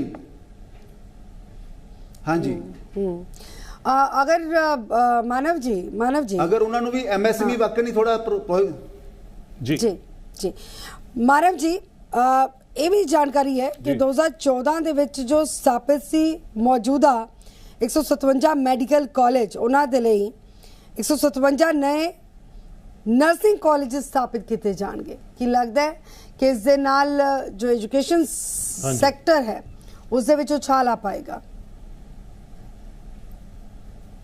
ਨਰਸਿੰਗ ਕਾਲਜ ਖੋਲੇ ਜਾਣ ਦਾ ਪ੍ਰਾਵਧਾਨ ਜ਼ਰੂਰੀ ਹੈ ਜੀ। ਕੋਵਿਡ ਤੋਂ ਬਾਅਦ ਸਾਡੇ ਉੱਪਰ ਬੜਾ ਇੱਕ ਚੈਲੰਜ ਆਇਆ ਜੀ ਕਿ ਜਦੋਂ ਤੱਕ ਸਾਡਾ medical infrastructure medical man power ਸਾਡੇ ਕੋਲ ਨਹੀਂ ਹੋਏਗੀ ਪੂਰੀ, ਤਾਂ ਤੱਕ ਸਾਡੇ ਜਿਹੜੇ ਚੈਲੰਜ ਨੇ ਹੈਲਥ ਦੇ ਉਹਨਾਂ ਨੂੰ ਅਸੀਂ ਇਨਕਾਊਂਟਰ ਨਹੀਂ ਕਰ ਸਕਾਂਗੇ। ਖਾਲੀ ਹੈਲਥ ਹੀ ਨਹੀਂ, ਕੁਆਲਿਟੀ ਹੈਲਥ ਦੀ ਲੋੜ ਹੈ ਸਾਨੂੰ ਦੇਸ਼ ਦੇ ਵਿੱਚ। ਜਦੋਂ ਤੱਕ ਕੁਆਲਿਟੀ ਹੈਲਥ ਨਹੀਂ ਹੋਏਗੀ, ਇਹ ਹੈ ਜ਼ਰੂਰ ਸਾਡੀ ਇੱਕ ਅਚੀਵਮੈਂਟ ਹੈਗੀ ਕਿ ਜਿਹੜੀ ਵੈਕਸੀਨ ਦੀ ਡਰਾਈਵ ਹੈਗੀ ਆਪਣੀ ਵਰਲਡ ਵਾਈਡ ਅਗਰ ਦੇਖੀਏ ਤਾਂ ਇੰਡੀਆ ਨੇ ਉਹਦੇ ਵਿੱਚ ਲੀਡ ਕੀਤਾ ਹੈਗਾ। ਬਟ ਅੱਗੇ ਵੀ ਹੋਰ ਤਰ੍ਹਾਂ ਦੇ ਨਵੇਂ ਵੇਰੀਐਂਟਸ ਆ ਰਹੇ ਨੇ ਜੀ ਡਿਜ਼ੀਜ਼ ਦੇ, ਤੇ ਉਹਨਾਂ ਨੂੰ ਕਾਊਂਟਰ ਕਰਨ ਵਾਸਤੇ ਸਾਡਾ ਜਿਹੜਾ ਮੈਡੀਕਲ ਇਨਫਰਾਸਟ੍ਰਕਚਰ ਹੈ, ਖਾਸ ਕਰਕੇ ਹਾਲੇ ਵੀ ਜਿਹੜੇ ਰੂਰਲ ਏਰੀਆ ਨੇ ਨਾ ਜੀ, ਉੱਥੇ ਬੜਾ ਵੱਡਾ ਚੈਲੰਜ ਹੈ। ਅਗਰ ਨਵੇਂ 156 ਨਵੇਂ ਨਰਸਿੰਗ ਕਾਲਜ ਬਣਾਉਣ ਦਾ ਬਜਟ ਦੇ ਵਿੱਚ ਪ੍ਰੋਵੀਜ਼ਨ ਕੀਤਾ ਤੇ ਬਹੁਤ ਵਧੀਆ ਗੱਲ ਹੈਗੀ। ਸਾਡਾ ਮੈਡੀਕਲ ਇਨਫਰਾਸਟ੍ਰਕਚਰ ਹੋਰ ਅੱਛਾ ਹੋਏਗਾ, ਜਿਹਦੀ ਬਹੁਤ ਜ਼ਰੂਰਤ ਹੈ ਦੇਸ਼ ਨੂੰ ਜੀ। और स्टार्टअप ਦੇ ਲਈ ਮੇਕ ਇਨ ਇੰਡੀਆ ਦੇ ਲਈ ਜੋ ਐਲਾਨ ਕੀਤਾ ਗਿਆ, ਉਸ ਦੇ ਨਾਲ ਰੋਜ਼ਗਾਰ ਦੇ ਮੌਕੇ ਹੋਰ ਜ਼ਿਆਦਾ ਵਧਣਗੇ? ਦੇਖੋ ਜੀ, ਹੁਣ ਮੇਕ ਇੰਡੀਆ ਤੋਂ ਨੈਕਸਟ ਸਟੈਪ ਤੇ ਅਸੀਂ ਚੱਲ ਰਹੇ ਹਾਂ ਆਤਮ ਨਿਰਭਰ ਭਾਰਤ ਤੇ। ਆਤਮ ਨਿਰਭਰ ਭਾਰਤ ਦੀ ਗੱਲ ਕਰ ਰਹੇ ਹਾਂ, ਬਟ ਅਜੇ ਵੀ ਜਿਹੜਾ ਸਾਡਾ ਟੋਟਲ ਐਕਸਪੋਰਟ ਦੇਖੀਏ ਤੇ ਟੋਟਲ ਇੰਪੋਰਟ ਦੇਖੀਏ, ਹਾਲੇ ਵੀ ਜਿਹੜਾ ਸਾਡਾ ਇੰਪੋਰਟ ਹੈਗਾ ਉਹ 65% ਹੈਗਾ ਤੇ ਸਾਡਾ ਐਕਸਪੋਰਟ ਜਿਹੜਾ ਹੈਗਾ ਉਹ 35% ਹੈਗਾ। ਜਿਹੜਾ ਇਹ ਗੈਪ ਹੈਗਾ 15% ਦਾ, ਇਹਨੂੰ ਵੀ ਕਵਰ ਅਪ ਕਰਨਾ ਜ਼ਰੂਰੀ ਹੈ। ਅੱਜ ਵੀ ਅਸੀਂ ਅਗਰ ਕਲੇਮ ਕਰਦੇ ਹਾਂ ਕਿ ਅਸੀਂ ਇੰਨੇ ਕਰੋੜੋਂ ਮੋਬਾਈਲ ਫੋਨ ਬਣਾਉਣੇ ਸ਼ੁਰੂ ਕਰ ਦਿੱਤੇ, ਬਟ ਹਾਲੇ ਵੀ ਸਾਡੀ ਜਿਹੜੀ ਡਿਪੈਂਡੈਂਸੀ ਹੈਗੀ ਉਹਨਾਂ ਦੀ, ਚਾਹੇ ਚਿਪ ਹੈਗੀ, ਇਲੈਕਟ੍ਰੋਨਿਕ ਚਿਪ ਹੈਗੀ, ਉਹਨਾਂ ਵਾਸਤੇ ਅਸੀਂ ਡਿਪੈਂਡ ਕਰਦੇ ਹਾਂ ਹਾਲੇ ਵੀ ਚਾਈਨਾ ਤੇ ਤਾਈਵਾਨ ਤੇ ਡਿਪੈਂਡ ਕਰਦੇ ਹਾਂ। ਇੰਡੀਆ ਨੂੰ ਆਤਮ ਨਿਰਭਰ ਬਣਾਉਣ ਵਾਸਤੇ ਆਪਾਂ ਨੂੰ ਆਪਣੇ ਇੱਥੇ ਹੀ ਡਿਵੈਲਪ ਕਰਨਾ ਪਏਗਾ। ਖਾਸ ਕਰਕੇ ਸਾਡੇ ਜਿਹੜੇ MSME ਨੇ ਉਹਨਾਂ ਦਾ ਟਾਈ ਅਪ ਕਰਨਾ ਪਏਗਾ ਸਾਨੂੰ। ਜਿਹੜੇ ਫੋਰਨ ਦੇ MSME ਨੇ, ਜਿੱਥੇ ਬਹੁਤ ਐਡਵਾਂਸ MSME ਨੇ, ਚਾਹੇ ਤਾਈਵਾਨ ਦੇ MSME ਨੇ, ਜਰਮਨੀ ਦੇ MSME ਨੇ, ਜਾਪਾਨ ਦੇ MSME ਨੇ, ਉੱਥੇ ਦੇ MSME ਬਹੁਤ ਸਟਰੋਂਗ ਨੇ ਟੈਕਨੋਲੋਜੀ ਦੇ ਵਿੱਚ ਵੀ ਤੇ ਫਾਈਨੈਂਸ਼ੀਅਲੀ ਵੀ ਬਹੁਤ ਸਟਰੋਂਗ ਨੇ। ਜਿਹੜੇ ਸਾਡੇ ਲੋਕਲ MSME ਨੇ ਉਹਨਾਂ ਦਾ ਟਾਈ ਅਪ ਜਿਹੜਾ ਹੈਗਾ ਬਾਹਰ ਦੇ MSMEs ਦੇ ਨਾਲ ਕਰਾਉਣਾ ਪਏਗਾ। ਉਹ ਆਪਣੀ ਟੈਕਨੋਲੋਜੀ ਵੀ ਇਹਨਾਂ ਨੂੰ ਦੇਣਗੇ ਸਾਡੇ MSME ਨੂੰ, ਇੱਥੇ ਇਨਵੈਸਟਮੈਂਟ ਵੀ ਕਰਨਗੇ ਸਾਡੇ MSMEs ਦੇ ਨਾਲ, ਕੋਲੈਬੋਰੇਸ਼ਨ ਦੇ ਨਾਲ, ਤਾਂ ਸਾਡੇ MSME ਉਸ ਲੈਵਲ ਤੇ ਜਾ ਪਾਣਗੇ। ਤਾਂ ਹੀ ਅਸੀਂ ਚਾਈਨਾ ਨੂੰ ਕਾਊਂਟਰ ਕਰ ਪਾਵਾਂਗੇ ਜਦੋਂ ਅਸੀਂ ਆਪਣੇ MSMEs ਨੂੰ ਸਟਰੋਂਗ ਕਰਾਂਗੇ। ਜੀ ਜੀ ਅਨਿਲ ਜੀ, ਵਿੱਤ ਮੰਤਰੀ ਨੇ ਵੀ ਕਿਹਾ ਕਿ 30 स्केल इंडिया इंटरनेशनल सेंटर होंगे ताकि जो नौजवान ने उन्होंने इंटरनेशनल लैवल की जो ट्रेनिंग है इत्थे ही साडे इंडिया दे विच ही दित्ती जाए। कि ये पॉसिबल है या ऐलान तक ही रह जाएगा?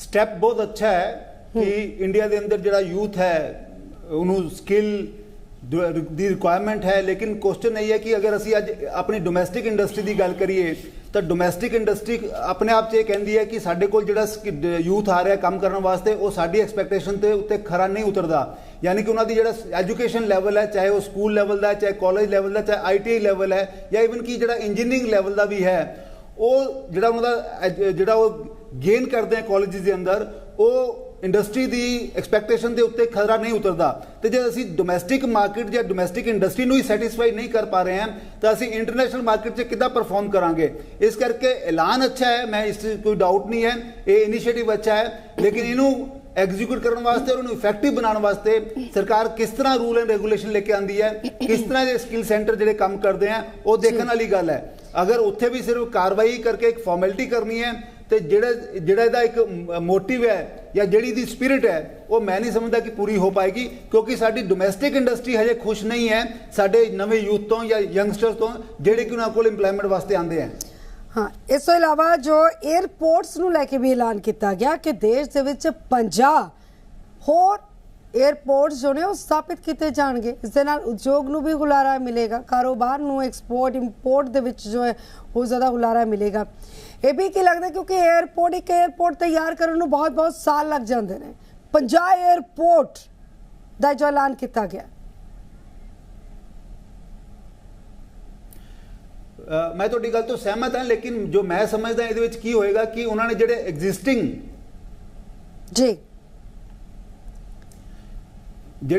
에ਅਰਪੋਰਟਸ ਹੈ ਉਹਨਾਂ ਨੂੰ ਅਪਗ੍ਰੇਡ ਕੀਤਾ ਜਾਏਗਾ, ਜਾਂ ਜਿਹੜੇ ਨਾਨ ਆਪਰੇਸ਼ਨਲ ਪਏ ਆ ਉਹਨਾਂ ਨੂੰ ਆਪਰੇਸ਼ਨਲ ਕੀਤਾ ਜਾਏਗਾ। ਉਹਨਾਂ ਨੇ ਹੈਲੀਪੈਡ ਦੀ ਗੱਲ ਵੀ ਕੀਤੀ ਹੈ, ਹੈਲੀਕਾਪਟਰਸ ਦੀ ਵੀ ਗੱਲ ਕੀਤੀ ਹੈ। ਅੰਦਰ ਇਹ ਜਿਹੜੀ ਚੀਜ਼ ਜਿਹੜੀ 50 ਨਵੇਂ ਐਡ ਹੋਣਗੇ, ਮੈਂ ਮੰਨਦਾ ਕਿ ਇਹ ਨਵੇਂ ਜਿਹੜੇ ਆ ਉਹ ਰੂਰਲ ਇੰਡੀਆ ਨੂੰ ਇਫੈਕਟਿਵ ਬਣਾਉਣਗੇ, ਰੂਰਲ ਇੰਡੀਆ ਨੂੰ ਐਕਸੈਸਿਬਲ ਬਣਾਉਣਗੇ ਤੇ ਇਹਦੇ ਨਾਲ ਰੂਰਲ ਇੰਡੀਆ ਦੇ ਅੰਦਰ ਕੁਛ ਨਾ ਕੁਛ ਇਕਨੋਮਿਕ ਐਕਟੀਵਿਟੀ ਵਧਣਗੀਆਂ।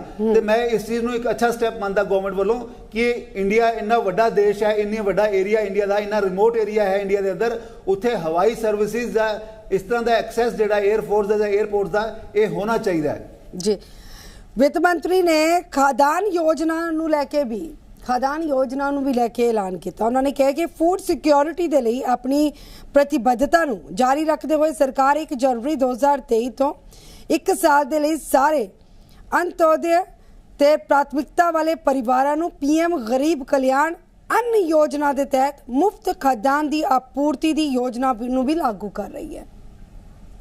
गरीब तबके को राहत मिलेगी।